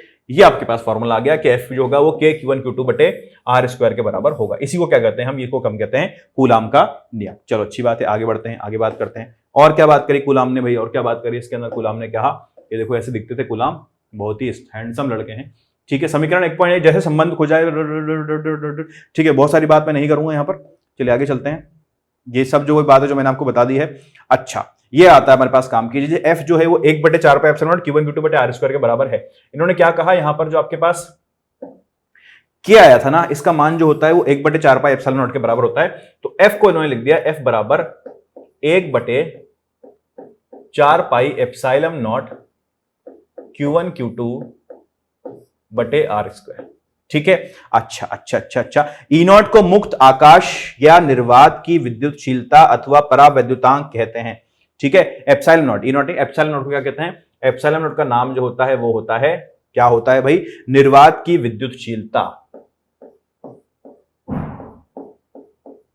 निर्वात की विद्युतशीलता,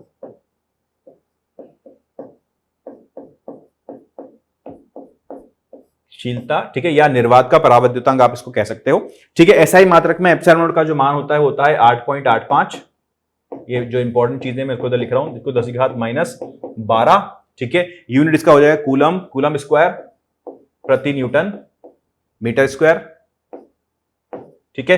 और आगे की बात क्या है, बल एक सदिश है, अतः कूलाम के सदिश संकेतन में कितना उत्तम होता है, ठीक है। इसको अपन जो है कूलाम के नियम को हम लोग जो है वो सदिश रूप में भी इसको दर्शा सकते हैं। तो कैसे दर्शाएंगे हम सदिश रूप में, अगले पेज पे दर्शा देते हैं इसको सदिश रूप में। जैसे कि मान लीजिए कि आपके पास, मान लीजिए कि आपके पास दो आवेश हैं, जिसमें पहला आवेश जो है वो इस प्रकार आपको दिखा रखा है। ये आवेश है आपके पास Q1 और दूसरा आवेश है आपके पास Q2, ठीक है, Q1 और Q2 आपके पास ये आवेश हैं। अच्छा अच्छा अच्छा अच्छा अच्छा अच्छा, आप देखना चाहते हो कि इनके बीच में क्या बल होगा। अगर आप देखना चाहते हो कि इनके बीच में क्या बल है, तो इनके बीच में जो बल होगा वो K Q1 Q2 बटे R स्क्वायर से दिया जाएगा। लेकिन क्योंकि बल एक सदिश राशि होती है, इसलिए हम इसको सदिश रूप में दर्शाना चाहेंगे। तो आप देख सकते हो कि Q1 जो बल लगा रहा है Q2 पे, वो इस दिशा में आ रहा है। ठीक है, प्रतिकर्षण बल में मान रहा हूं फिलहाल। ठीक है, ये इस दिशा में आ रहा है। ठीक है, ये जो दिशा है, ये दिशा है, मान लो इसको मैंने मूल बिंदु ले लिया। यहां से स्थितिज सदिश Q1 का क्या है, R1 सदिश है। ठीक है, और R2 क्या है, R2 सदिश है। अगर मैं इसका इन दोनों के बीच की दूरी निकालना चाहता हूं, विस्थापन निकालना चाहता हूं, तो ये R2 vector minus R1 vector के बराबर आएगा। क्या मैं ऐसा कह सकता हूं कि जो बल आया है Q2 के ऊपर Q1 के कारण, वो उसी दिशा में आ रहा है जिस दिशा में इसका विस्थापन सदिश है। ठीक है, तो एक मैं कह दूंगा कि अगर विस्थापन सदिश का मुझे दिशा चाहिए, विस्थापन सदिश की मुझे दिशा चाहिए, तो क्या मैं विस्थापन सदिश की दिशा में जो एकांक सदिश निकल रहा है उससे इसको गुणा कर दूं, तो मुझे पता चल जाएगा कितना फोर्स लग रहा है और किस दिशा में लग रहा है। यानी कि हम F को क्या लिख सकते हैं, हम F को लिख सकते हैं F वेक्टर बराबर K Q1 Q2 बटे R स्क्वायर। ठीक है, और इसको मैंने इस आर कैप से गुणा कर दिया है ताकि मुझे दिशा पता चल जाए। ठीक है, अब यहां पर आप Q1 और Q2 को कैसे रखोगे, Q1 Q2 को आप चिन्ह के साथ रखोगे, तो अगर आकर्षण बल लग रहा होगा तो आपका दिशा उसी के अनुसार आ जाएगी, प्रतिकर्षण बल लग रहा होगा तो आपकी दिशा उसी अनुसार हो जाएगी। आपको Q1 और Q2 जो है वो चिन्ह के साथ रखने हैं। ठीक है, इसको लिखने का एक तरीका और हो सकता है कि F जो है वो K Q1 Q2 बटे R स्क्वायर, इस R को मैंने R वेक्टर बटे R लिख दिया है। तो F जो होगा वो K Q1 Q2 बटे R क्यूब। ठीक है, और ये R वेक्टर इधर आ जाएगा। ठीक है, ये R वेक्टर इधर आपके पास आ जाएगा। ठीक है, आती है बात समझ में, इतनी बात आपको समझ में आती है, ये होती है हमारी बात।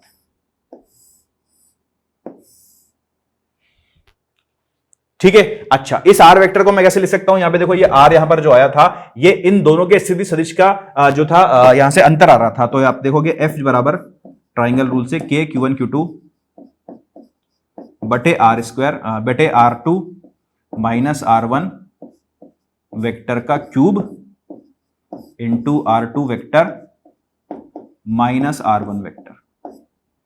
ठीक है भाई, F का मान आप इस तरह से भी आप निकाल सकते हो। क्वेश्चन आप करके देखोगे, जब हम क्वेश्चन करेंगे उसमें आपको बिल्कुल अच्छे समझ में आ जाएगा कि किस तरह से इसको करना है। अगली बात करते हैं। अगली बात क्या कर रहे हैं, अगली बात यहां पर कुछ नहीं कर रहे हैं, इन्होंने कंपेयर किया है ग्रेविटेशन और इसको आपके इलेक्ट्रोस्टैटिक्स को। थोड़ा सा यहां पर इसने बल, इलेक्ट्रोस्टैटिक बल, ठीक है, और ग्रेविटेशनल बल, इन दोनों को निकालने की कोशिश करें। ठीक है, कोई दिक्कत नहीं है, आगे चलो, आगे और बात करें। कहां है भाई, बहुल आवेशों के बीच बल। अगर आपके पास बहुत सारे आवेश हैं तो उनके बीच में बल कैसे निकालेंगे, देख लेते हैं भाई।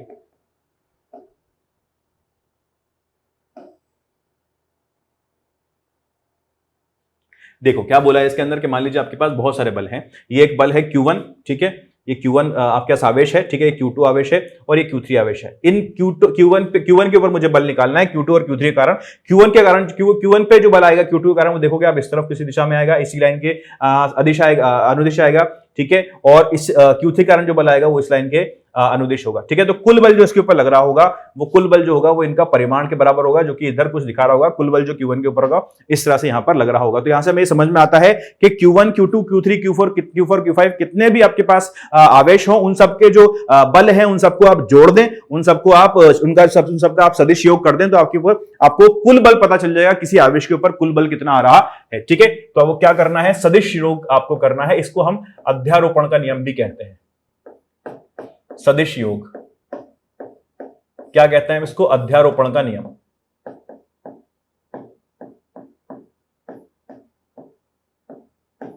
ठीक है, अध्यारोपण नियम, आई बात समझ में। ठीक है, अच्छा, एक चीज इसमें देखने लायक यह है कि Q1 के ऊपर कितना फोर्स लगा रहा है Q2 या Q3, इस बात का उस चीज से कोई फर्क नहीं पड़ रहा है कि Q2 Q1 पे कितना फोर्स लगा है या Q1 Q2 पे। समझे इस बात को। ठीक है, हमें देखना है कि Q2 ने Q1 के ऊपर कितना फोर्स लगाया। इस बात का इससे कोई मतलब नहीं है कि Q3 Q1 के ऊपर कितना फोर्स लग रहा है। तो सारे के सारे फोर्स जो हैं वो आपस में स्वतंत्र हैं। ठीक है, जो दो चार्जेस के बीच का फोर्स है वो उन्हीं दो चार्जेस के बीच का फोर्स है, तीसरे आवेश से उसका कोई लेना देना कहीं से कहीं तक नहीं है। ठीक है, तो जो आवेश होते हैं उनके जो बल होते हैं वो आपस में स्वतंत्र होते हैं। हां, अगर हमें कुल बल निकालना है तो हमें सदिश योग कर लेना होता है, उस समय हमारे पास कुल बल आ जाता है। ठीक है, चलिए देखिए आगे चलें। ये और बात कर रहे हैं इन्होंने, खूब सारे यहाँ पर ले लिए हैं Q1 Q2 Q3 Q4 Q5, ठीक है, यहाँ पर निकालना है तो उन्होंने सबका सदिश योग कर लिया है, ठीक है, बेकार सी एक बात है, आगे चलते हैं, ठीक है। यहाँ पर उन्होंने जो पिछला एग्जाम्पल है उसको सॉल्व करके रखा है। अरे आ जाओ भाई, विद्युत क्षेत्र बताओ, काम की बात करते हैं। 1 2 3 विद्युत क्षेत्र, विद्युत क्षेत्र क्या होता है भाई, विद्युत क्षेत्र क्या होता है, देखो। अच्छा बाबा, अच्छा अच्छा अच्छा अच्छा अच्छा अच्छा, तो एक चीज तो हमें समझ में आई भाई, एक चीज तो हमें समझ में आई, क्या समझ में आई हमें चीज, कि अगर मान लें आपके पास ये दो आवेश हैं, छोटे छोटे मैं आवेश लेता हूं, विद्युत आवेश आवेश, ये Q1 आवेश, ये Q2 आवेश, ठीक है, कुछ दूरी पर रखें, ठीक है, r दूरी पर रखें, कोई दिक्कत की बात नहीं है, r दूरी पर रखें, है ना। ये चीज मुझे समझ में आ गई है कि Q1 जो है वो Q2 के ऊपर बल लगा रहा होगा और Q2 जो है Q1 के ऊपर बल लगा रहा होगा, ठीक है, लगा रहा होगा, लगा रहा होगा, लगा रहा होगा, ठीक है। अच्छा, किसी चीज को मुझे मूव करना है, हिलाना है, तो मैं क्या करूं, उसको जाके धक्का दूं या उसको रस्सी से बांध के खींचूं, ठीक है। क्या मैं इसको ऐसे कर सकता हूं या उसको ऐसे करके धक्का दे सकता हूं दूर से ही, ऐसा नहीं हो सकता, ठीक है। अगर ऐसा नहीं हो सकता है, यहां पर तो हो रहा है, ठीक है। अगर ये दोनों आवेश हैं, मान लीजिए मैंने इस आवेश को पकड़ लिया और इस आवेश को खुला छोड़ दिया तो भाग जाएगा। अगर ये भाग रहा है तो उसके ऊपर बल लग रहा है, मतलब चल रही है कोई चीज, उसके ऊपर बल लग रहा है, न्यूटन ने बताया, ठीक है। और चल रही है तो कुछ तो बल होगा, तो बल आ कहां से रहा है, बल कौन लगा रहा है। तो इस बल की परिकल्पना करने के लिए हमने एक चीज को परिभाषित किया है जिसको हम कहते हैं विद्युत क्षेत्र। हमने क्या बोला कि Q1 के ऊपर बल लग रहा है तो Q2 जो है अपने चारों ओर, अपने चहुं ओर एक विद्युत क्षेत्र उत्पन्न कर रही है, और इस विद्युत क्षेत्र के अंदर जो भी दूसरा आवेश आ रहा है वो बल महसूस करेगा, उसको बल, उसके ऊपर बल लगेगा ही लगेगा 101%, ठीक है। चलो, तो अपने पास क्या रहता है, विद्युत क्षेत्र की अपने परिकल्पना कर ली, किस तरह से विद्युत क्षेत्र होता है। अच्छा, विद्युत क्षेत्र का मान क्या होगा, तो विद्युत क्षेत्र की परिभाषा हमने क्या दी है, विद्युत क्षेत्र की हमने परिभाषा दी है कि मान लीजिए कोई आपके पास एक आवेश है जिसका मान Q है, ठीक है, और इसका मुझे निकालना है कि इसका विद्युत क्षेत्र कितना होता है। तो मैं मानूंगा कि यहां से कुछ r दूरी पर एक छोटा आवेश, इतना छोटा आवेश कि वो इस Q के ऊपर, इस Q का जो है इस Q का जो बल है उसके ऊपर, इस इस बड़ा ये जो Q लिख रहा है, मैं लिख रखा है मैंने, ठीक है, इसके ऊपर कोई भी ज्यादा इफेक्ट ना डाले, कोई भी ज्यादा प्रभाव ना डाले, इतना छोटा Q अपने लिया है, ठीक है। तो इसके लिए आप बोलोगे कि जो विद्युत क्षेत्र होगा Q के कारण, वो ये जो Q इसके Q0 के ऊपर बल लगा रहा है वो और बटे Q0 के बराबर होगा, बटे Q0 के बराबर होगा, बटे Q0 के बराबर होगा। E जो होगा वो F बटे Q0 के बराबर आ जाएगा, ठीक है। यही परिभाषा होती है आपके इलेक्ट्रिक फील्ड की, विद्युत क्षेत्र की। अगर मैं यहां से मान रख देता हूं F का, तो F का मान देखो क्या होगा, K Q0, ठीक है, बटे R स्क्वायर, और लास्ट में क्या था नीचे 1 बटे Q0 से Q0 कटा तो E का जो मान आ गया वो कितना आ गया है, KQ बटे R स्क्वायर। ये तो क्या हुआ, ये तो इसका परिमाण हुआ, ठीक है। यही आपको इसका सदिश राशि है, ये भी एक सदिश राशि होती है। अगर आपको इसका E वेक्टर निकालना है तो यहां पर एक r कैप से आप इसको गुणा कर दोगे, पूरा का पूरा काम वही करोगे जो कि आपने बल के अंदर किया था, KQ बटे R स्क्वायर, ठीक है, और r कैप से आप इसको गुणा कर दो, ठीक है। तो ये अपने पास बिंदुवत आवेश के लिए इलेक्ट्रिक फील्ड आ गई है। फॉर्मूला इंपॉर्टेंट है, E बराबर KQ बटे R स्क्वायर। इसको एकदम मनो मस्तिष्क में बिठा लो, याद कर लो, रट लो, जो भी करना है, जैसे भी करना है इसको कर लो, ठीक है। ठीक है भाई, आगे की बात करते हैं। आगे क्या कहना चाह रहे हैं भाई हमसे, ये आगे कुछ तो कह रहे हैं, आवेशों के निकाय कारण विद्युत क्षेत्र। अगर एक आवेश की हम बात करते हैं तो ये पूरा जो मैंने आपको समझाया है वही सब लिख रखा है। अगर कई आवेशों की हम बात करें कि कई आवेशों के निकाय द्वारा क्या विद्युत क्षेत्र होगा, तो वो विद्युत क्षेत्र अपन दिखा देते हैं। जैसा कि बल के अंदर हमने किया था कि बल के अंदर कई सारे अगर आवेश हों उनमें कितना बल लगता है, तो ऐसे ही आपको अगर कई आवेशों द्वारा विद्युत क्षेत्र निकालना है तो उसको निकालने के लिए आपने क्या करना है, उसको निकालने के लिए आपने कुछ नहीं करना है, उसको लेकर आना है पहले, ठीक है। देखो यहां पे बना रखा है, मैं इधर भी बनाता हूं, अपने लिए एक अलग से बना लेता हूं। जैसे कि मान लीजिए आपके पास कुछ आवेश हैं Q1 Q2 Q3, ठीक है, और ये पॉइंट है P, ठीक है। Q1 जो होगा, Q1 के कारण जो Q1 की जो दूरी है मान लेता हूं R1 है, ठीक है। Q2 की जो दूरी है वो है मान लेते हैं R2 है, और Q3 की जो दूरी है वो है R3 है, ठीक है। देखोगे इसके दौरान जो विद्युत क्षेत्र आएगा वो इस दिशा में आएगा, इसका मान क्या होगा, KQ बटे R1 स्क्वायर। इसके कारण जो विद्युत क्षेत्र आएगा वो इस दिशा में आएगा, इसका मान क्या होगा KQ/R2 और इसके कारण जो विद्युत क्षेत्र होगा वो इस दिशा में आएगा, इसका मान क्या होगा KQ3/R3 का स्क्वायर। ठीक है, आप देख सकते हो कि क्योंकि ये सब सदिश राशियां हैं, इनका योग निकालने के लिए आपको वही अध्यारोपण का नियम इस्तेमाल करना है और सदिश योग करके आपको निकाल देना है कि इनका परिमाण कितना आने वाला है। ठीक है, तो आप देख सकते हो E1 E2 E3 ये सब इसने निकाल लिया, इनका सबका योग कर दिया है। सबका योग निकालने के बाद ये आ गया है, गंदा से एक्सप्रेशन याद करने की जरूरत नहीं है। ठीक है, आपको क्या करना है, आपको सबका निकालना है बस, और अपने विवेक से अपने दिमाग का इस्तेमाल करके इस चीज को करना है। ठीक है, कोई रटने की कुछ चीज आपको जरूरत नहीं है, हालांकि देख के आपको लगेगा पता नहीं क्या है, ऐसा कुछ नहीं है उसके अंदर, तो मत देखो उसको। अच्छा, विद्युत क्षेत्र का भौतिक अभिप्राय क्या होता है इसको हम समझ लेते हैं, पढ़ना पड़ेगा हमें। अच्छा देखो क्या है, क्या क्या क्या क्या क्या आपको आश्चर्य हो सकता है कि हमें यहां विद्युत क्षेत्र की धारणा से परिचित क्यों कराया जा रहा है। आए आश्चर्य करा होना चाहिए क्या, आश्चर्य कर लेते हैं हम। चलो देखो क्या है क्या है क्या है क्या है क्या है। हाँ, आपको आश्चर्य हो सकता है कि हमें यहां विद्युत क्षेत्र की धारणा से परिचित क्यों कराया जा रहा है। वैसे भी आवेशों के किसी भी निकाय के लिए मापने योग्य राशि किसी आवेश पर लगा बल है जिसे सीधे ही कूलाम नियम से द्रव्यमान सिद्धांत निर्धारित किया जा सकता है। फिर विद्युत क्षेत्र नामक इस मध्यवर्ती राशि को प्रस्तावित ही क्यों किया जा रहा है। ठीक है, कहना चाह रहा है कि जो आपके पास बल है, विद्युत स्थिर विद्युत बल की आप बात कर रहे हो, उस स्थिर विद्युत बल से आप निकाल सकते हो, सब चीज आप कैलकुलेट कर सकते हो। ठीक है, सारे आप परिकल्पना कर सकते हो, सब चीज आप समझ सकते हो। तो फिर ये विद्युत क्षेत्र वाली राशि जो है, इसको परिभाषित करने की आवश्यकता ही क्यों है। स्थिर विद्युत के लिए विद्युत क्षेत्र की अभिधारणा सुगम तो है पर वास्तव में आवश्यक नहीं है। विद्युत क्षेत्र आवेशों के किसी निकाय के विद्युत पर्यावरण का अभिलक्षित करने की सुरुचि संपन्न उपाय है। आवेशों के निकाय के चारों ओर के दिक् स्थान में किसी बिंदु पर विद्युत क्षेत्र आपको यह बताता है कि निकाय को विशुद्ध किए बिना यदि इस बिंदु पर कोई एकांक धनात्मक परीक्षण आवेश रखें तो वह कितना बल अनुभव करेगा।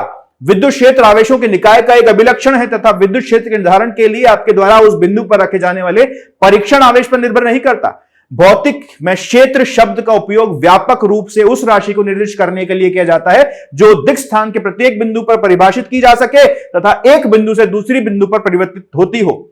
चूंकि बल सदिश राशि है अतः विद्युत क्षेत्र एक सदिश राशि है। तथापि विद्युत क्षेत्र की अभिधारणा की वास्तविक भौतिक सार्थकता तभी प्रकट होती है जब हम स्थिर वैद्युति के बाहर निकलकर कलाश्रित विद्युत चुंबकीय परिघटनाओं से व्यवहार करते हैं। मान लीजिए कि हम त्वरित गति से गतिमान दो दूरस्थ आवेशों को Q1 और Q2 के बीच लगे बल पर विचार करते हैं। जो मैंने आपको पूरा का पूरा समझाया ना, वही पूरी यहां पर इन्होंने कहानी कही है। इनके थोड़े शब्द अलग हैं, अच्छी हिंदी इस्तेमाल करी है, मैंने आपको थोड़ा अपनी देसी भाषा में समझाया है। ठीक है, तो आपको समझ में आ गया होगा। हमने इसलिए डिफाइन किया है क्योंकि हमने इसलिए परिभाषित किया है विद्युत क्षेत्र को क्योंकि हमें यह तो समझ में आ रहा है कि बल लग रहा है, लेकिन हमें यह नहीं समझ में आ रहा है कि दो आवेशों के बीच में बल लग कैसे रहा है, क्यों लग रहा है, कहां से आ रहा है। इस क्यों कहां से समझने के लिए हमने विद्युत क्षेत्र को परिभाषित किया है। ठीक है, जैसे कि इन्होंने कहा कि क्योंकि बल एक सदिश राशि है अतः विद्युत क्षेत्र भी एक सदिश राशि होगी। आगे इन्होंने वही समझा रखा है दो चार्जेस को लेकर जो मैंने आपको समझाया था अभी। अगर आप चाहो तो मैं आपके लिए पढ़ देता हूं इसको एक बार।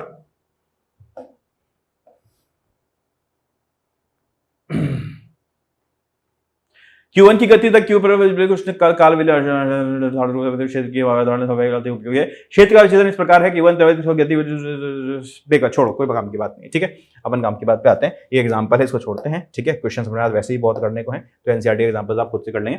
विद्युत क्षेत्र रेखाएं, विद्युत क्षेत्र रेखाएं क्या होती हैं। अच्छा, अभी मैंने आपको बोला, मैंने आपको समझाया कि एक परिकल्पना हमने करी है जिसके अंदर हमने विद्युत बल को समझने के लिए हमने विद्युत क्षेत्र को हमने बताया है, विद्युत क्षेत्र को हमने परिभाषित किया है। लेकिन विद्युत क्षेत्र भी तो है भैया, विद्युत क्षेत्र भी तो उसको तो किसी चीज से दर्शाया जाएगा। कैसे तो दर्शाओगे ना उसको। आपने ध्यान दिया होगा तो मैंने यहां पर जब Q बनाया था तो इस Q या फिर मैंने Q1 बनाया था उसकी वजह से मैंने कुछ यहां पे लाइनें ऐसे बनाई थी कि चाहूं और अपने विद्युत क्षेत्र बना रहा है।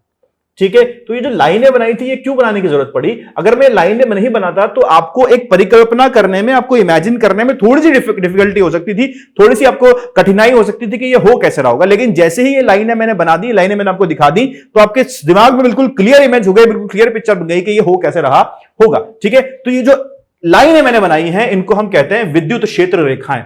विद्युत क्षेत्र रेखाएं क्या होती है विद्युत क्षेत्र रेखाएं।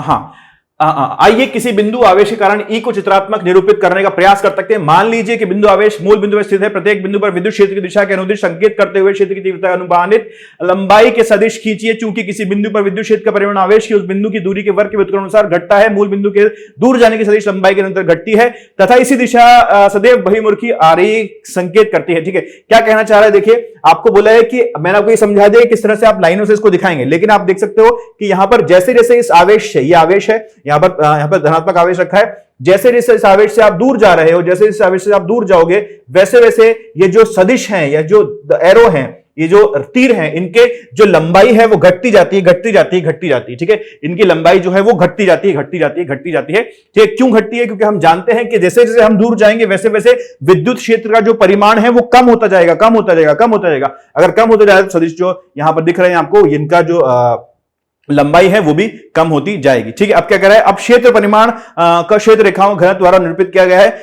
आवेश के निकट ई प्रबल होता है, अतः आवेश के निकट क्षेत्र रेखाओं घनत्व अधिक होता है तथा क्षेत्र रेखाएं सघन होती हैं। आवेश से दूर जाने पर क्षेत्र दुर्बल होता है तथा क्षेत्र रेखाएं घनत्व कम होता है तो परिमाण स्वरूप रेखाएं भी दूर दूर हो जाती हैं। आप देखोगे यहां पर अगर देखते हो आवेश के पास, तो आवेश के पास जो है रेखाएं पास पास हैं। जितना आप आवेश के पास जा रहे हो रेखाएं पास पास दिख रही हैं, जैसे आप आवेश से दूर जा रहे हो वैसे वैसे रेखाएं आपको दूर दिख रही हैं। ठीक है, तो हम कह सकते हैं जब हम आवेश के पास होते हैं तो ई प्रबल होता है, जैसे ही हम दूर दूर जाते जाते हैं वैसे ही ई दुर्बल होता जाता है, वैसे ही ई क्षीर्ण होता जाता है, कम होता जाता है। कोई व्यक्ति अधिक रेखाएं खींच सकता है, परंतु रेखाओं की संख्या महत्वपूर्ण नहीं है। वास्तव में किसी क्षेत्र में असंख्य रेखाएं खींची जा सकती हैं, अतः महत्वपूर्ण यह है कि विभिन्न क्षेत्रों में रेखाओं का आपेक्षिक घनत्व कितना हो। ठीक है, इस चीज से हम पता लगाएंगे कि क्या विद्युत क्षेत्र है। यह नहीं कि एक बंदे ने 8 लाइनें खींची, एक ने 16 खींची, एक ने 16,000 खींच दी। ठीक है, उससे कोई फर्क नहीं पड़ेगा, लेकिन आपेक्षिक घनत्व जो होगा उसके अनुसार हम बताएंगे कि कहां पर ज्यादा है, कहां पर कम है। ठीक है, जो बंदा 8 लाइनें खींच रहा है उसके लिए भी आपेक्षिक घनत्व किसी जगह पर कम होगा, किसी जगह पर ज्यादा होगा, और जो बंदा 16,000 लाइनें खींच रहा है उसके लिए भी कहीं पर ज्यादा होगा, कहीं पर कम होगा। तो जहां पर ज्यादा कम है उसको आप देख सकते हो, उसी अनुसार आप काम कर सकते हो। ठीक है, तो ई को हम विद्युत क्षेत्र रेखा को हमने समझा, विद्युत क्षेत्र हम कैसे बनाते हैं। अब क्या दे रखा आगे देखो, दे रखा हो तो नहीं बताऊं आपको मैं। ठीक है, ये सब कहानी बता रखी है इन्होंने। विद्युत फ्लक्स दे रखा, विद्युत फ्लक्स से पहले आपको बता देता हूं कि कैसे विद्युत रेखाएं बनाई जाती हैं। ठीक है, पीछे चल लेते हैं, पीछे बनाते हैं। अच्छा, यहीं पे बना देता हूं। जैसे कि पॉजिटिव चार्ज के लिए उन्होंने बनाया कि जो धनात्मक आवेश है उसके लिए आपको सिखाया गया कि इस तरह से आप विद्युत बल रेखाएं बनाएंगे। विद्युत बल रेखाएं भी इनको बोलते हैं, विद्युत क्षेत्र रेखाएं भी हम इनको बोलते हैं। ये आपका धनात्मक आवेश, यहां से निकलते हुए पॉजिटिव चार्ज धनात्मक आवेश से बाहर निकलती हुई रेखाएं आप दिखाएंगे।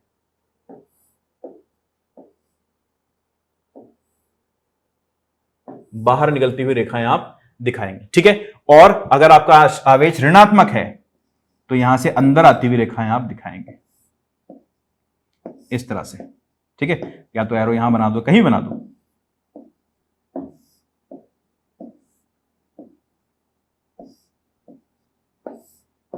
ठीक है, अगर आपके पास एक पॉजिटिव एक नेगेटिव चार्ज है तो इस तरह से आप इसको दिखाओगे। ये पॉजिटिव चार्ज, ये नेगेटिव चार्ज।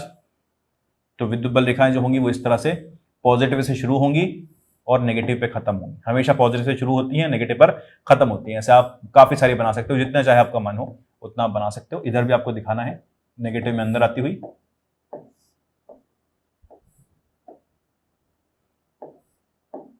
ठीक है, और पॉजिटिव से बाहर जाती हुई। अच्छा, विद्युत बल रेखाएं एक दूसरे को काटेंगी नहीं, ये ध्यान रखें। ठीक है, एक प्रॉपर्टी होती है विद्युत बल रेखा की, एक दूसरे को काटती नहीं है।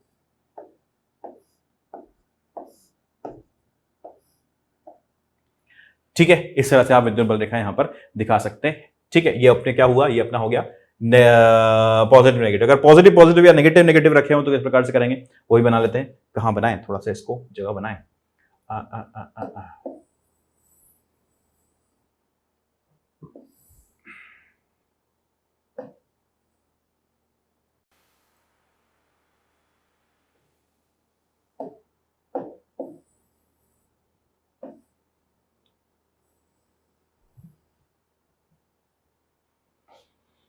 देखो,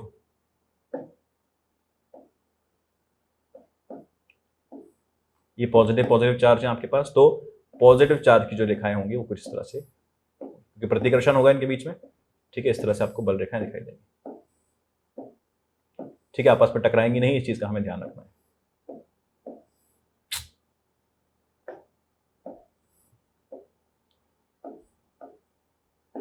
बाकी आप इधर से निकाल सकते हो। ठीक है। नेगेटिव के लिए आपको अंदर आती हुई दिखाएं बनानी होंगी, बस,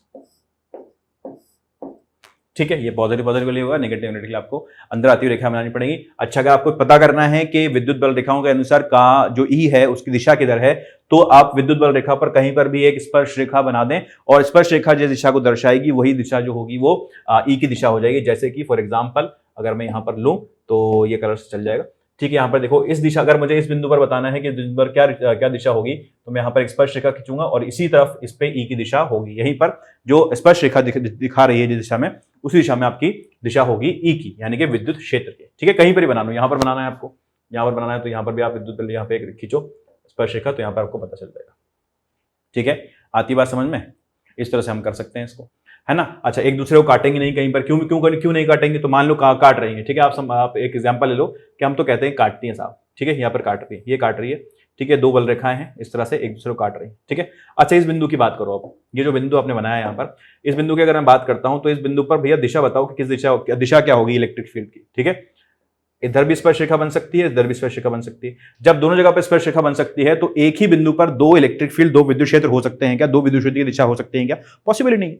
जब पॉसिबल नहीं है तो ये हो नहीं सकता, ठीक है। एक दूसरे को नहीं काटेंगे। ये कुछ चीजें हैं जो आपको याद रखनी है। आगे चलो, आगे बात करो, आते हैं विद्युत फ्लक्स पे, ठीक है। विद्युत फ्लक्स पे चलते हैं। विद्युत फ्लक्स क्या होता है भाई साहब? विद्युत फ्लक्स क्या है?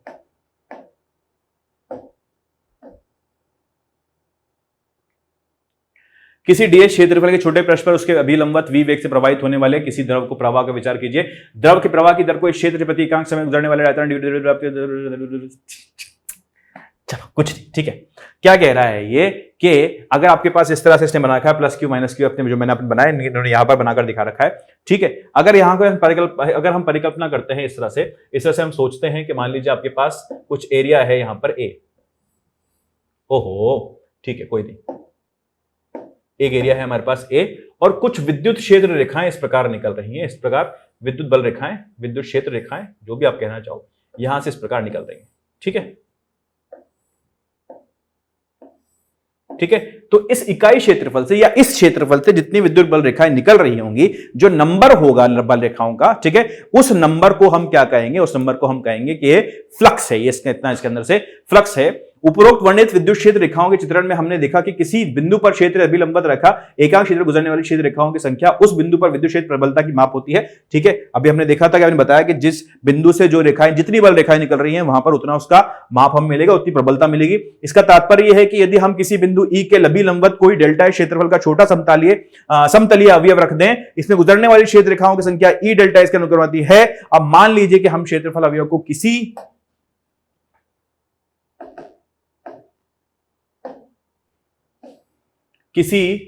कोण पर झुका लेते हैं, स्पष्ट है कि अब क्षेत्रफल अवयव गुजरने वाली रेखाओं की संख्या घट जाती है। अच्छा, अभी मैंने जो पीछे बनाया था उसी को अगर मैं इस प्रकार से बनाता, अगर मैं उसको इस प्रकार से देखता कि मान लीजिए अब जो आपका क्षेत्रफल है वो इस प्रकार से है और बल रेखाएं हैं जो इस प्रकार से निकल रही हैं, तो क्या अभी भी जो बल रेखाएं हैं उतनी ही निकल रही होंगी या अब कम हो जाएंगी? बिल्कुल, अब जो इनकी संख्या है वो कम हो जाएगी, ठीक है। अब जो संख्या है वो कम हो जाएगी। जब बिल्कुल सीधा था एरिया तब ज्यादा निकलती, जब टेढ़ा कर दिया आपने तो ऑब्वियस सी बात है कुछ बल रेखाएं मिस हो जाएंगी, कुछ जो है कम हो जाएंगी। तो इस चीज को हम कैसे लिख सकते हैं? इस चीज को हम लिख सकते हैं कि फ्लक्स जो होगा क्या घट जाएगी, क्योंकि ई के अभिलंब क्षेत्रफल अवयव डेल्टा एस का प्रक्षेप डेल्टा एस cos थीटा है, तो यहां पर एस ना लेकर, अगर क्षेत्रफल को डेल्टा एस बोला जाए तो यहां पर एस ना लेकर, ठीक है, इसका कौन सा मुझे घटक लेना पड़ेगा? मुझे डेल्टा एस cos थीटा वाला घटक लेना पड़ेगा, जो कि इन विद्युत बल रेखाओं के अभिलंब है, अभिलंबवत है, ठीक है। अच्छा, अगर डेल्टा समांतर हो जाती है, इससे कोई भी क्षेत्र रेखा नहीं गुजरती है। अगर आप थीटा को 90 डिग्री कर दो, बिल्कुल क्षेत्रफल ऐसा हो जाए, ऐसा हो, तो इससे कोई बल रेखा नहीं निकलेगी, यहां से कोई बल रेखा इसको नहीं काट सकती। तो फ्लक्स हम किसको कहेंगे? किस क्षेत्रफल को कितनी विद्युत बल रेखाएं काट रही हैं उसको हम फ्लक्स कहते हैं, ठीक है। और हम इसको कैसे दिखाते हैं? इसको हम दिखाते हैं फाई बराबर, फाई से दिखाते हैं हमें फ्लक्स को। ये फॉर्मूला आपके पास आ जाएगा ई डेल्टा एस cos थीटा, ठीक है। या फिर आप लिखोगे फाई बराबर इंटीग्रेशन ई डॉट डीएस, ठीक है। cos थीटा की जगह मैंने क्या लिख दिया? ई डॉट डीएस, ठीक है। फाई बराबर क्या आ गया? Close integral of E dot DS. Close integral मतलब हमें एक क्लोज एरिया के अंदर इसकी बात करनी है, तो फाई जो होगा वो ई डॉट डीएस के बराबर आपको मिल जाएगा, ठीक है। ये आपके पास आता है फ्लक्स की डेफिनेशन। फ्लक्स को हम ऐसे दिखाते हैं और ई डॉट डीएस से इसको हम बताते हैं। चलिए आगे बात करें। नीचे क्या दे रखा है? यही जो मैंने लिखा है यहां पर वो आपको दे रखा है, डेल्टा फाई बराबर ई डॉट डी एस, ये या तो ईडीएस कॉस थीटा कर दो आप इसको, ई डेल्टा एस कॉस थीटा कर दो, या ई डॉट डीएस आप इसको कर सकते हो। अगले पेज पे देखते हैं, अगले पेज पर क्या है भाई, फाई का मान जो है वो समेशन ई डॉट डीएस के बराबर है। वैद्युत द्विध्रुव की हम बात कर लेते हैं। वैद्युत द्विध्रुव क्या होता है भाई, वैद्युत द्विध्रुव होता है आपके पास द्विध्रुव। द्विध्रुव क्या होता है भाई द्विध्रुव, पहले तुम बड़े हो जाओ।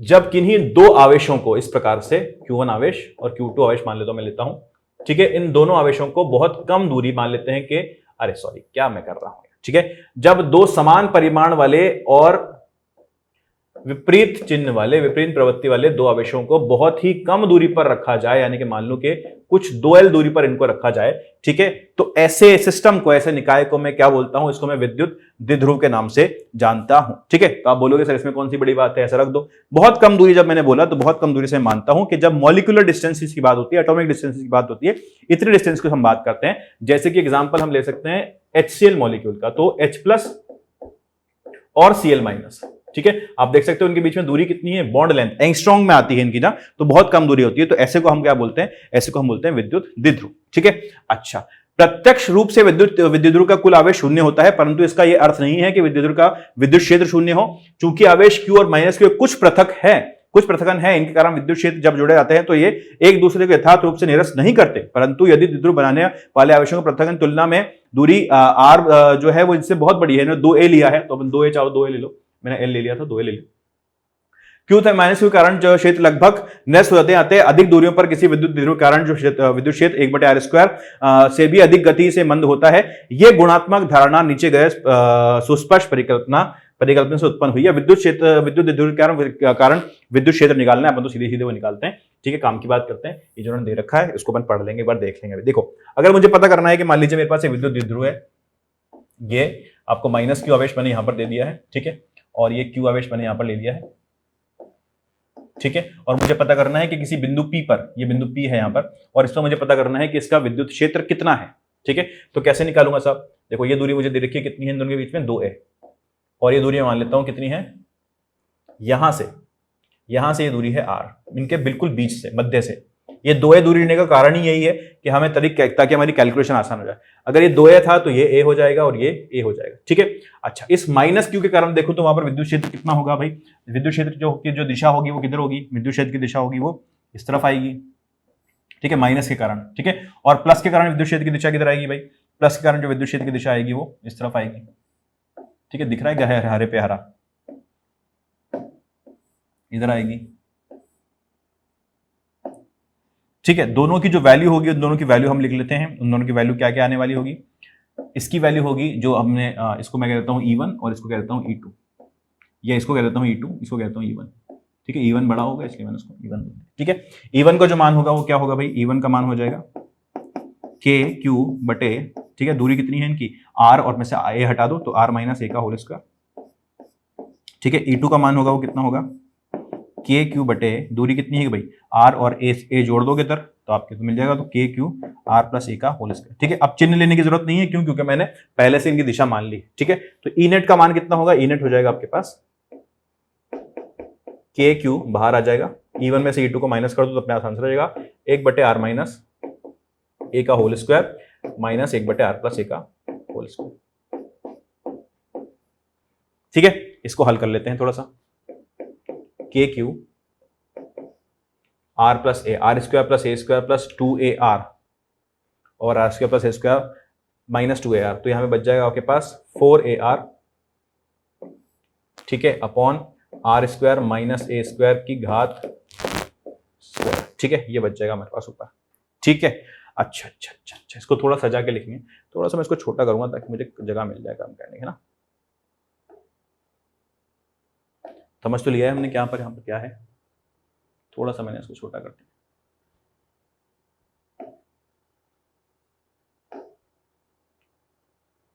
चलिए। अच्छा, ये आ गया हमारे पास मिला क्या, E का मान आया KQ × 4ar बटे r² - a² की घात 2, ठीक है। अच्छा देखो r square minus a square, जब हमने क्या लिया है कि इनके बीच की जो दूरी है, इन जो आवेशों के बीच की दूरी है डाइपोल में, द्विध्रुव में, बहुत कम होती है ए से, तो ए के मुकाबले 2a का जो मान है वो बहुत ही कम होगा। अरे सॉरी यार, 2a का मान जो होगा आर के मुकाबले वो बहुत ही कम होगा। ठीक है, तो हम इसको इग्नोर कर सकते हैं। ठीक है, आर के रिस्पेक्ट में हम आर को इसको हटा सकते हैं। तो क्या होगा, ई बराबर 4 के क्यू ए आर बटे आर की घात 4। ठीक है, नीचे से ए हटा दिया मैंने, गायब कर दिया, तो ये कितना आ गया, ये आ गया आपके पास 4 के क्यू ए बटे आर क्यू। ठीक है, अब इसको थोड़ा सा सजा के लिखना चाहता हूं मैं।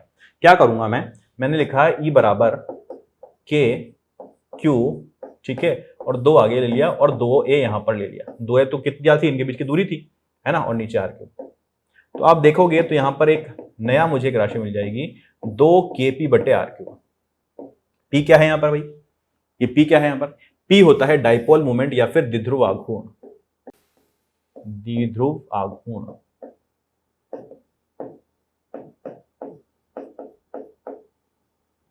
द्विध्रुव आघूर्ण। ठीक है, आती बात समझ में। तो ई का मान जो होगा वो केपी बटे आर क्यूब, या फिर अगर दोनों के ऊपर आप वेक्टर लगा देते हो, पी भी एक वेक्टर क्वांटिटी है, ठीक है, तो आपको ई का मान जो मिलेगा वो 2kp बटे आर क्यूब के बराबर मिल जाए।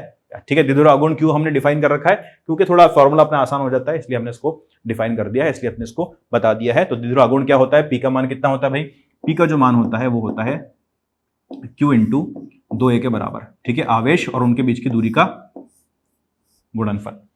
ठीक है, ये आपके पास आ जाता है। अच्छा आगे बात करें, आगे बात करते हैं। आगे क्या दे रखा है भाई, भी इसने वही निकाल के बता रखा है जो मैंने आपको निकाल के दिया है अभी, है ना। अच्छा दूसरा एक पॉइंट और लेते हैं हम, जहां पर हम विद्युत क्षेत्र पता करना चाहेंगे। दूसरा पॉइंट कौन सा है, जो यहां पर लिखा है मैं वही बता रहा हूं आपको। मुझे पता करना है कि यहां आवेश है माइनस क्यू, ठीक है, इनके बीच की दूरी 2a है, यहां आवेश है प्लस क्यू, ठीक है, और एक पॉइंट है जो कि बिल्कुल इनके मध्य में है, ठीक है, और लंबवत है इसके इस रेखा के। ठीक है, मुझे पता करना है, तो ये कितनी दूरी हो जाएगी, ये दूरी हो जाएगी a, ये दूरी हो जाएगी a, और यहां पता करना है कितना विद्युत क्षेत्र होगा। तो इसके कारण जो विद्युत क्षेत्र आएगा वो किधर आएगा भाई, इसके अपनी तरफ आएगा। ठीक है, इसके कारण जो विद्युत क्षेत्र आएगा वो किधर आएगा भाई, इधर आएगा। ठीक है, इन दोनों विद्युत क्षेत्र को हम निकाल पाएंगे। अच्छा इसका जो मान होगा, दोनों का मान बराबर आएगा, क्यों, क्योंकि ये दूरियां बराबर है। ठीक है, इसको अगर मैं मान लेता हूं कि ये दूरी a है, ये दूरी a है, और ये दूरी जो है वो l के बराबर है। एल लू कितना ले लूँ, क्या लूँ, एल लूँ क्या लूँ, आर ले लो तो इसको। ठीक है, इसको आर लिया है इन्होंने, हाँ आर लिया, तो अपन भी आर ले लेते हैं। ठीक है, आर के बराबर है, तो ये root r square plus a square हो जाएगा, और ये भी root r square plus a square के बराबर हो जाएगा। ठीक है, इसके कारण अगर आप विद्युत क्षेत्र लिखते हो तो कितना आएगा भाई, ई बराबर के क्यू बाय इनके बीच की दूरी कितनी है, r square plus a square का होल स्क्वायर, तो r square plus a square. ठीक है, इसके कारण लिखते हो तो कितना आएगा, ई बराबर के क्यू बटे r square plus a square का होल स्क्वायर। ठीक है, ये वैल्यू आपके पास आ जाएगी। ठीक है भाई, ये माना जाता है अपने पास। अच्छा अब देखो आपके पास कुछ परिस्थिति ऐसी बन रही है कि आपके पास दो बराबर सदिश हैं जो कि इस तरह से हैं। ठीक है, इसका मान भी ई है और इसका मान भी ई है। ठीक है, और इनके बीच का कोण अगर मैं चाहूं तो कोण निकाल सकता हूं। यहां पर मैं एक लाइन खींचता हूं। ठीक है, अगर ये कोण थीटा ले लूं तो ये वाला कोण जो होगा वो थीटा होगा।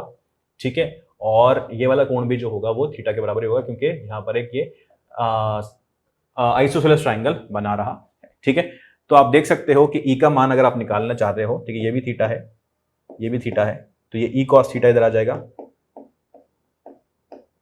और ऊपर वाले का ई साइन थीटा इधर आ जाएगा। ठीक है, नीचे वाले के लिए ई कॉस थीटा रहेगा तो 2 ई कॉस थीटा इधर बना लेगा। ठीक है, और ई साइन थीटा नीचे वाले के लिए इधर आएगा, तो ई साइन थीटा तो है वो एक दूसरे को काट देंगे, खत्म कर देंगे। ई साइन थीटा जो है वो एक दूसरे को खत्म कर देंगे, तो ई नेट का जो आपके पास मान आएगा वो कितना आएगा, 2 ई कॉस थीटा के बराबर आ जाएगा। ठीक है, तो कितना आ गया भाई, ई का मान आपने कितना निकाला था, के क्यू बटे r square plus a square. ठीक है, कॉस थीटा का आप मान यहां से देखोगे तो बेस अपॉन हाइपोटेन्यूज, तो बेस क्या हो जाएगा ए और हाइपोटेन्यूज क्या हो जाएगा r square plus a square, तो ए ऊपर नीचे r square plus a square की पावर 1/2, रूट में था ना तो पावर 1/2 मैंने यहां पर लिख दिया। ठीक है, इसको कैसे लिख सकते हैं, 2 के क्यू ए बटे r square plus a square की पावर 3/2। ठीक है, की पावर 3/2, ठीक है भाई, अच्छी बात है। अच्छा अच्छा अच्छा अच्छा अच्छा, तो ई देखो, ई इतना आ गया है, ई बराबर, अगर मैं कैसे लिख सकता हूं इसको, 2q इंटू 2a बटे r square plus a square की घात 3/2। अब मैं जानता हूं कि ए का जो मान है वो आर से बहुत छोटा है, ठीक है, तो मैं इसको फिर से इग्नोर अगर कर दूं तो मुझे क्या मिल जाने वाला है, थोड़ी सी जगह छोड़ देते यार हमारे लिए। जगह बनाने में हम माहिर हैं।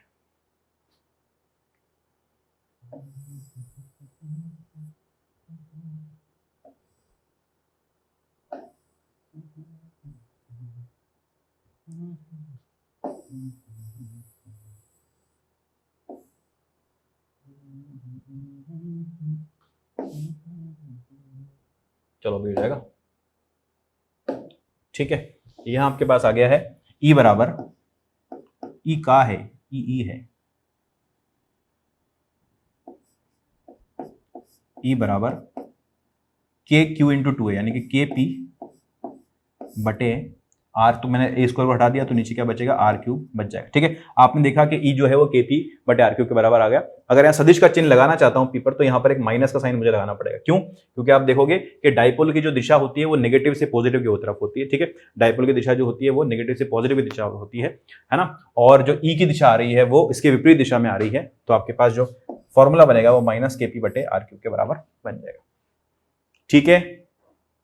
ठीक है भाई, देखो यहाँ पे दिशा बता रखी है डाइपोल की, नेगेटिव से पॉजिटिव।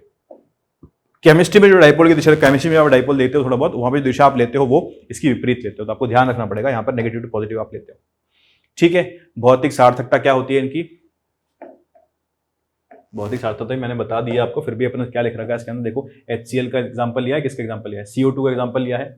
ओहो भाई आप करते हो दादा, CO2, CH4, ठीक है, H2O, इस प्रकार के अणुओं का एक उदाहरण थे। अधिकांश अणुओं के धनावेशों ऋणावेशों के केंद्र एक स्रोत, इसलिए अनेक द्विध्रुव आघूर्ण शून्य होते हैं। CO2 तथा CH4 अणु इस प्रकार के होते हैं विद्युत क्षेत्र आरोपित किए जाने पर ये द्विध्रुव आघूर्ण विकसित कर लेते हैं, परंतु कुछ अणुओं के धनावेशों में ऋणावेशों के केंद्र संतापी नहीं होते, ठीक है, ये नहीं होते, CO2 CH4 नहीं है, ठीक है, संपाती नहीं होते हैं। कुछ अणुओं के विद्युत क्षेत्र के अनुपस्थित में इनका अपना स्थायी द्विध्रुव आघूर्ण होता है। इस प्रकार के अणुओं को द्विध्रुव अणु कहते हैं। जल का अणु, इनको द्विध्रुव अणु कहते हैं। जल का अणु H2 इस प्रकार का अणु है, इस दौरान विद्युत पदार्थ विद्युत क्षेत्र उपस्थित व अनुपस्थित रोचक गुण महत्वपूर्ण, ठीक, जो मैंने बताया वही चीज।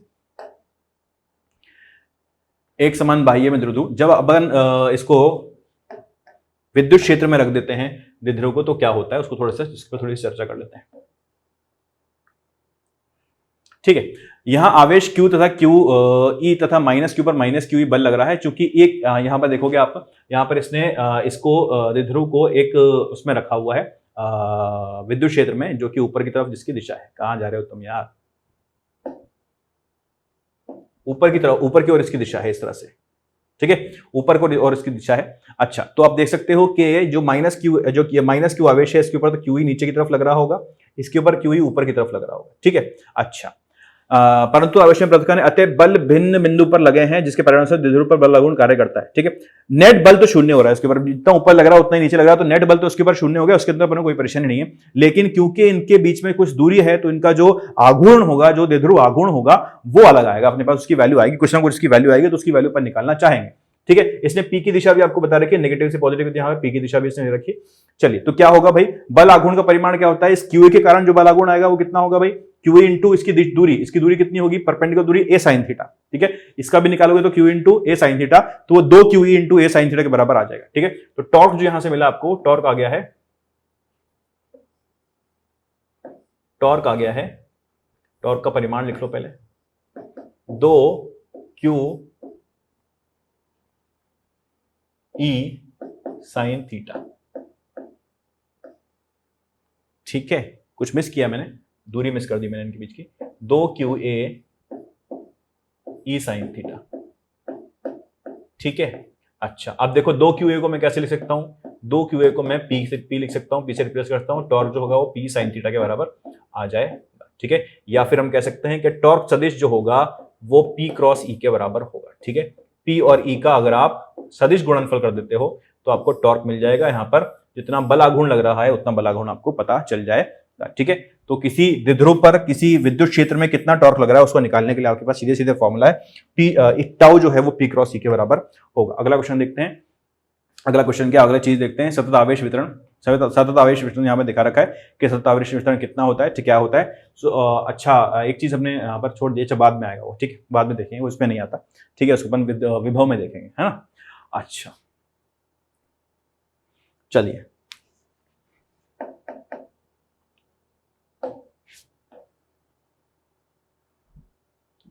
आवेश वितरण की बात कर लेते हैं, थोड़ी सी आवेश वितरण की हम बात कर लेते हैं। क्या होता है भाई आवेश वितरण? अभी तो आपने देखा कि जितनी भी आवेशों की हम बात कर रहे थे, जब तक हमने आवेशों की बात करी तब तक हमने आवेश देखा कि वो पृथक हैं, ठीक है, विविक्त हैं, विविक्त आवेश है, दूर दूर पर रखे हुए हैं, अलग अलग आवेश, बिंदुवत आवेश रखे हुए हैं। लेकिन जरूरी तो नहीं है कि ऐसा ही हो हमेशा, ऐसा भी तो हो सकता है जो आवेश हो वो सतत हो, ठीक है, किसी रेखा में हो, किसी क्षेत्रफल में हो, किसी आयतन में हो। अगर ऐसा हो रहा है, ठीक है, तो जो रेखीय आवेश होगा आपके पास, मान लीजिए कोई पतली सी छड़ आपने ली और ये पूरी की पतली छड़ जो है, ये पूरी की पूरी जो है आवेशित है, ये पूरी की पूरी जो छड़ है वो आवेशित है, पूर्ण रूप से आवेशित छड़ है। अगर ये पूर्ण रूप से आवेशित है, मान लेता हूं इसके ऊपर आवेश जो है वो Q है, इसकी लंबाई L है, तो मैं बोलूंगा कि इसका जो आवेश घनत्व है वो है रेखीय आवेश घनत्व, जिसको मैं लैम्डा से दिखाऊंगा और ये Q/L से दिया जाएगा, ठीक है। यहां पर अगर मैं छोटा सा एक इसका पार्ट मान लूं, ठीक है, कहता हूं कि इसके ऊपर आवेश जो है वो dq के बराबर है, इसकी लंबाई जो है dl के बराबर है, तो ये लैम्डा जो होगा वो dq/dl के बराबर होगा। काम की चीजें इसलिए यहीं पर मैं आपको लिखवा दे रहा हूं, लैम्डा जो होगा आपको q/l या फिर dq/dl के बराबर मिलेगा, ठीक है। अच्छा, दूसरी बात करते हैं। अगर आपके पास ऐसे क्षेत्रफल है, कोई ऐसे क्षेत्रफल है, ठीक है, इसका एरिया कितना है, इसका एरिया मान लेता हूं कि a के बराबर है। यहां पर मैंने एक छोटा सा इसका पार्ट लिया है, इस छोटे से पार्ट में मैं कहता हूं कि छोटा सा पार्ट, अभी मतलब अभी मैं कहता हूं कि इसके ऊपर जो आवेश है, कुल आवेश जिस पे है इस ए क्षेत्रफल में, कुल आवेश जो है वो Q के बराबर है सब जगह पर, ठीक है। तो इसको हम दिखाएंगे सिग्मा से, और ये किसके बराबर होगा, Q/A के बराबर होगा, ठीक है। अगर इसके छोटे से पार्ट की मैं बात करता हूं, मान लेता हूं इसके आगे अंदर आवेश dq है और इसका छोटा सा एरिया dA है, तो सिग्मा का जो मान होगा वो dq/dA के बराबर होगा,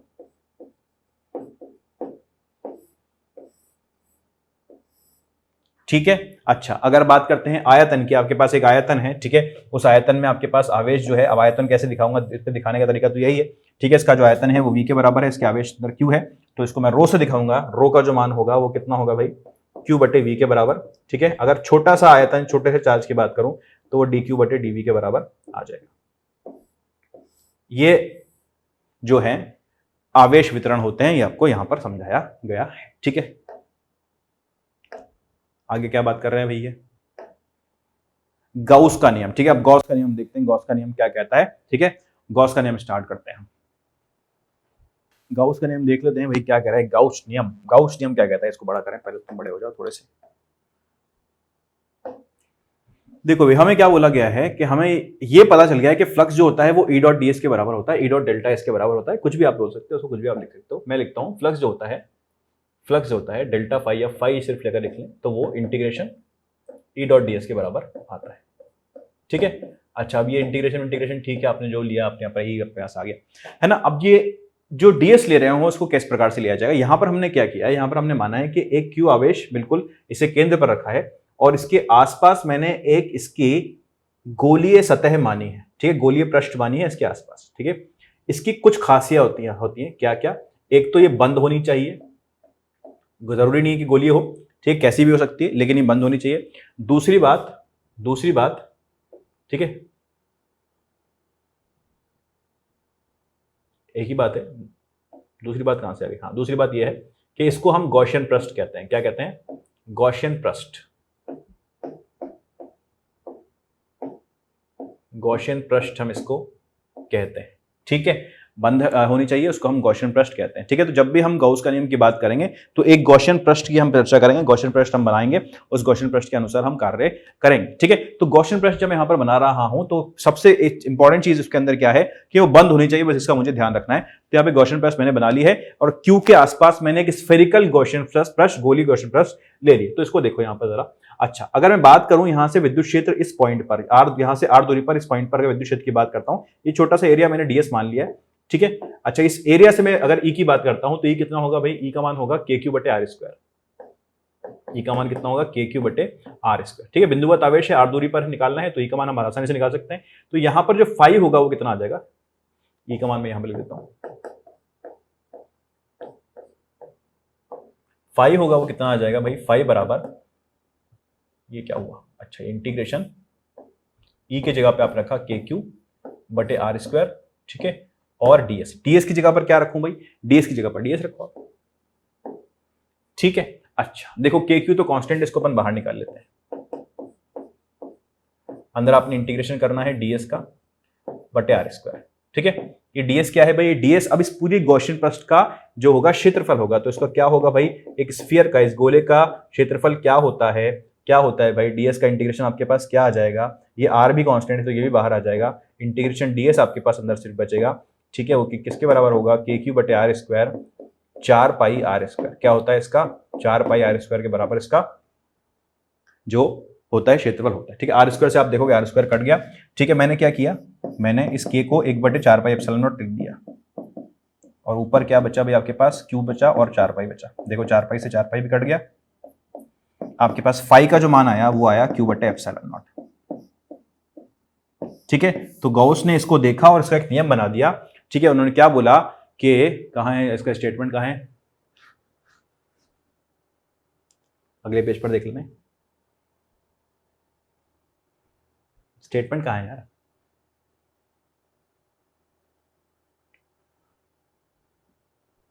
यहाँ विद्युत क्षेत्र विपरीत होते कुछ नहीं, ये बस यही बदल रखा है। व्यापक परिमाण जिसे गाउस का नियम कहते हैं, ये एक सरल दृष्टांत है, हम उसका बिना उत्पत्ति गाउस का नियम इस प्रकार उल्लेख करते हैं, किसी बंद पृष्ठ एस से गुजरने वाला विद्युत फ्लक्स, इन्होंने बोला कि किसी बंद पृष्ठ एस से गुजरने वाला जो विद्युत फ्लक्स होगा वो किसके बराबर होगा भाई, क्यू बटे एप्सिलॉन नॉट के बराबर होगा, ठीक है। क्या बोला इन्होंने, किसी बंद पृष्ठ से गुजरने वाला वो विद्युत फ्लक्स जो होगा वो क्यू बटे एप्सिलॉन नॉट के बराबर होगा, जिसको हम गॉसियन सरफेस, गॉसियन पृष्ठ कहेंगे, ठीक है। गॉसियन पृष्ठ से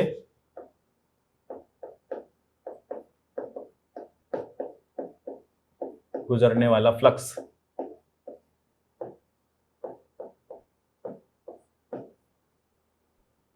जो होगा फाई बराबर क्यू बटे एप्सिलॉन नॉट के होगा, ठीक है। क्या लिख सकते हैं हम, फाई जो होता है वो इंटीग्रेशन ई डॉट डीएस के बराबर भी होता है, और ये जो होगा ये क्यू बटे एप्सिलॉन नॉट के बराबर भी आ गया, तो आपके पास ये बहुत एक इंपॉर्टेंट रिलेशन आ गया है, ई डॉट डीएस बराबर क्यू बटे एप्सिलॉन नॉट, जिससे अपन बहुत सारे डेरिवेशन अभी करने वाले हैं, आगे करेंगे, ठीक है। तो ये चीज हमें पता चलती है, यहां से ये चीज हमें निकल गई है ना। तो फाई जो होगा वी डॉट डीएस बराबर क्यू बटे एप्सिलॉन नॉट के बराबर आ गया, ठीक है। तो ये गाउस का नियम हमने देखा है, यहाँ पर कुछ इसके अंदर कुछ स्टेटमेंट दे रखे हैं, इनको पढ़ लेते हैं, ठीक है। महत्वपूर्ण तथ्यों पर ध्यान दें, गाउस का नियम प्रत्येक बंद पृष्ठ चाहे उसकी आकृति तथा आमाप कुछ भी हो के लिए सत्य है, ठीक है। बंद पृष्ठ होना चाहिए, सबसे पहली बात तो जो मैंने आपको बताया कि पृष्ठ जो होना चाहिए बंद होना चाहिए, ठीक है। दूसरी बात, गाउस का नियम के दक्षिण पक्ष के पद क्यू में पृष्ठ द्वारा प्रतिबद्ध सभी आवेशों का योग सम्मिलित है, ये आवेश पृष्ठ के भीतर कहीं भी अवस्थित हो सकते हैं, ठीक है। अच्छा अब देखो, मान लीजिए मैंने गॉसियन पृष्ठ यहाँ पे बनाया, ठीक है। मेरे पास 3 आवेश हैं, Q1, Q2 और Q3। Q1 Q2 इस पृष्ठ के अंदर है और Q3 जो है इस पृष्ठ के बाहर, ये बंद है पृष्ठ, ठीक है, खुला मत छोड़ो, ये Q3 जो है पृष्ठ के बाहर है, ठीक है। अब मुझे पता करना है कि भाई किसी भी पृष्ठ के अंदर की मैं बात करूं कि कितना फ्लक्स होगा, इस पृष्ठ से कितना फ्लक्स निकल रहा होगा, तो फ्लक्स का जो मान होगा वो Q1 प्लस Q2 बटे एप्सिलॉन नॉट के बराबर होगा, ठीक है, जिसको हम Q इनक्लोज बटे एप्सिलॉन नॉट के बराबर भी लिखते हैं, Q इनक्लोज बटे एप्सिलॉन नॉट। क्वेश्चन पृष्ठ के अंदर जितना चार्ज है उसको हम Q इनक्लोज बोल के उसको एप्सिलॉन नॉट से भाग करते हैं, तो उसके बराबर भी हम इसको लिखते हैं, ठीक है। इसको जो आपने लिख दिया है, लेकिन जब आप इसको बराबर करोगे फाई को ई डॉट डीएस के बराबर Q इनक्लोज बटे एप्सिलॉन नॉट है, तो जो राइट हैंड साइड पे जो पद आ रहा है यानी Q इनक्लोज आ रहा है, तो इसके अंदर आवेश तो वो आया जो गॉसियन पृष्ठ के अंदर है, लेकिन ये जो E आ रहा है, ये E सभी आवेशों के कारण होगा, इनके Q3 के कारण भी यहां पर जो E होगा उसका मान आएगा। ऐसा नहीं होगा कि सिर्फ Q1 प्लस Q2 के कारण ही, Q1 या Q2 के कारण ही E का मान आप लोगे, Q3 के कारण भी आप E का मान लोगे, लेकिन जो राइट हैंड साइड पे जो पद आएगा उसके अंदर Q1 और Q2 ही आएगा, वही आवेश आएंगे जो कि गॉसियन पृष्ठ के अंदर है, ठीक है। ये खूबसूरती है इसकी।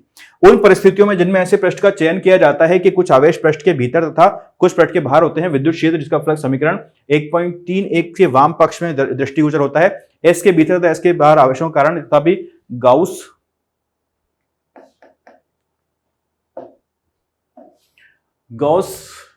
नियम के समीकरण के दक्षिण पक्ष में Q केवल S के, जो मैं समझाया आपको वही है, ठीक है। चौथा कह रहा है गाउस नियम के अनुप्रयोग के लिए चयन किए जाने वाले पृष्ठ का गाउसियन पृष्ठ कहते हैं। आप किसी भी गाउसियन पृष्ठ का चयन करके गाउस नियम लागू कर सकते हैं, तथापि सावधान रहिए, गाउसियन पृष्ठ का किसी भी विविक्त आवेश से नहीं गुजरना चाहिए, किसी भी आवेश से नहीं गुजरना चाहिए, विविक्त आवेश से नहीं गुजरना चाहिए, ठीक है। तथापि सावधान रहिए, गाउसियन पृष्ठ को किसी भी विविक्त आवेश से नहीं गुजरना चाहिए। इसका कारण यह है कि विविक्त आवेशों के निकाय के कारण विद्युत क्षेत्र को किसी भी आवेश की अवस्थिति भलीभांति परिभाषित नहीं किया गया है, ठीक है। क्यों विद्युत क्षेत्र को हम अवस्थित पर भलीभांति परिभाषित नहीं कर सकते हैं विविक्त आवेशों के लिए, परंतु गाउसियन पृष्ठ सतत आवेश वितरण से गुजर सकता है, ठीक है। अगर सतत आवेश वितरण आपके पास संतत है, ठीक है, तो वहां से गुजर सकता है गाउसियन पृष्ठ, लेकिन विविक्त से नहीं गुजर सकता, ठीक है। तो ये पॉइंट है, इसको थोड़ा सा अपन ध्यान रखें। ओहो, क्या चाहते हो जीवन में तो हमसे, ठीक है, ये पॉइंट थोड़ा ध्यान रखेंगे, विविक्त से ना गुजरे, और वैसे जरूरत भी नहीं पड़ेगी आपको, अगर पूछ लिया जाए कि इंफॉर्मेटिव क्वेश्चन हो जाए तो काम हो जाएगा। जब निकाय में कुछ सममिति होती है तो विद्युत क्षेत्र की परिकलन को अधिक आसान बनाने के लिए उसमें गाउस नियम प्रवाह उपयोगी होते हैं। उचित गाउसीय पृष्ठ का चयन उसे विधायक बना देता है, ठीक है, एक इन्फो स्टेटमेंट है। अतः अंत में गाउस नियम कूलाम नियम के अंतर्निहित दूरी पर व्युत्क्रम वर्ग निर्भरता पर आधारित है। गाउस का नियम कोई उल्लंघन व्युत्क्रम वर्ग नियम में विचलन को संकेत करेगा, ठीक है। काम की बात सारी इसके अंदर कवर हो गई है, ठीक है। तो भैया आज हमने क्या देखा है, आज हमने स्थिर विद्युतिकी यानी कि विद्युत आवेश और क्षेत्र के बारे में चर्चा की है। गाउस का नियम हम पढ़ चुके हैं, लेकिन इसके कुछ अनुप्रयोग होते हैं, वो अनुप्रयोग हम नेक्स्ट क्लास में, अगली क्लास के अंदर लेने वाले हैं, अगली क्लास में हम उन पर चर्चा करने वाले हैं, ठीक है। अगली क्लास में गाउस नियम के अनुप्रयोग और जो क्वेश्चन है इस पे बेस्ड, उनको हम करेंगे। बहुत बड़ा चैप्टर है, तो उसको 2 क्लास में तो कम से कम लेना पड़ेगा, ठीक है। आज की क्लास यहीं पर खत्म करते हैं, आज के लिए इतना ही, थैंक यू।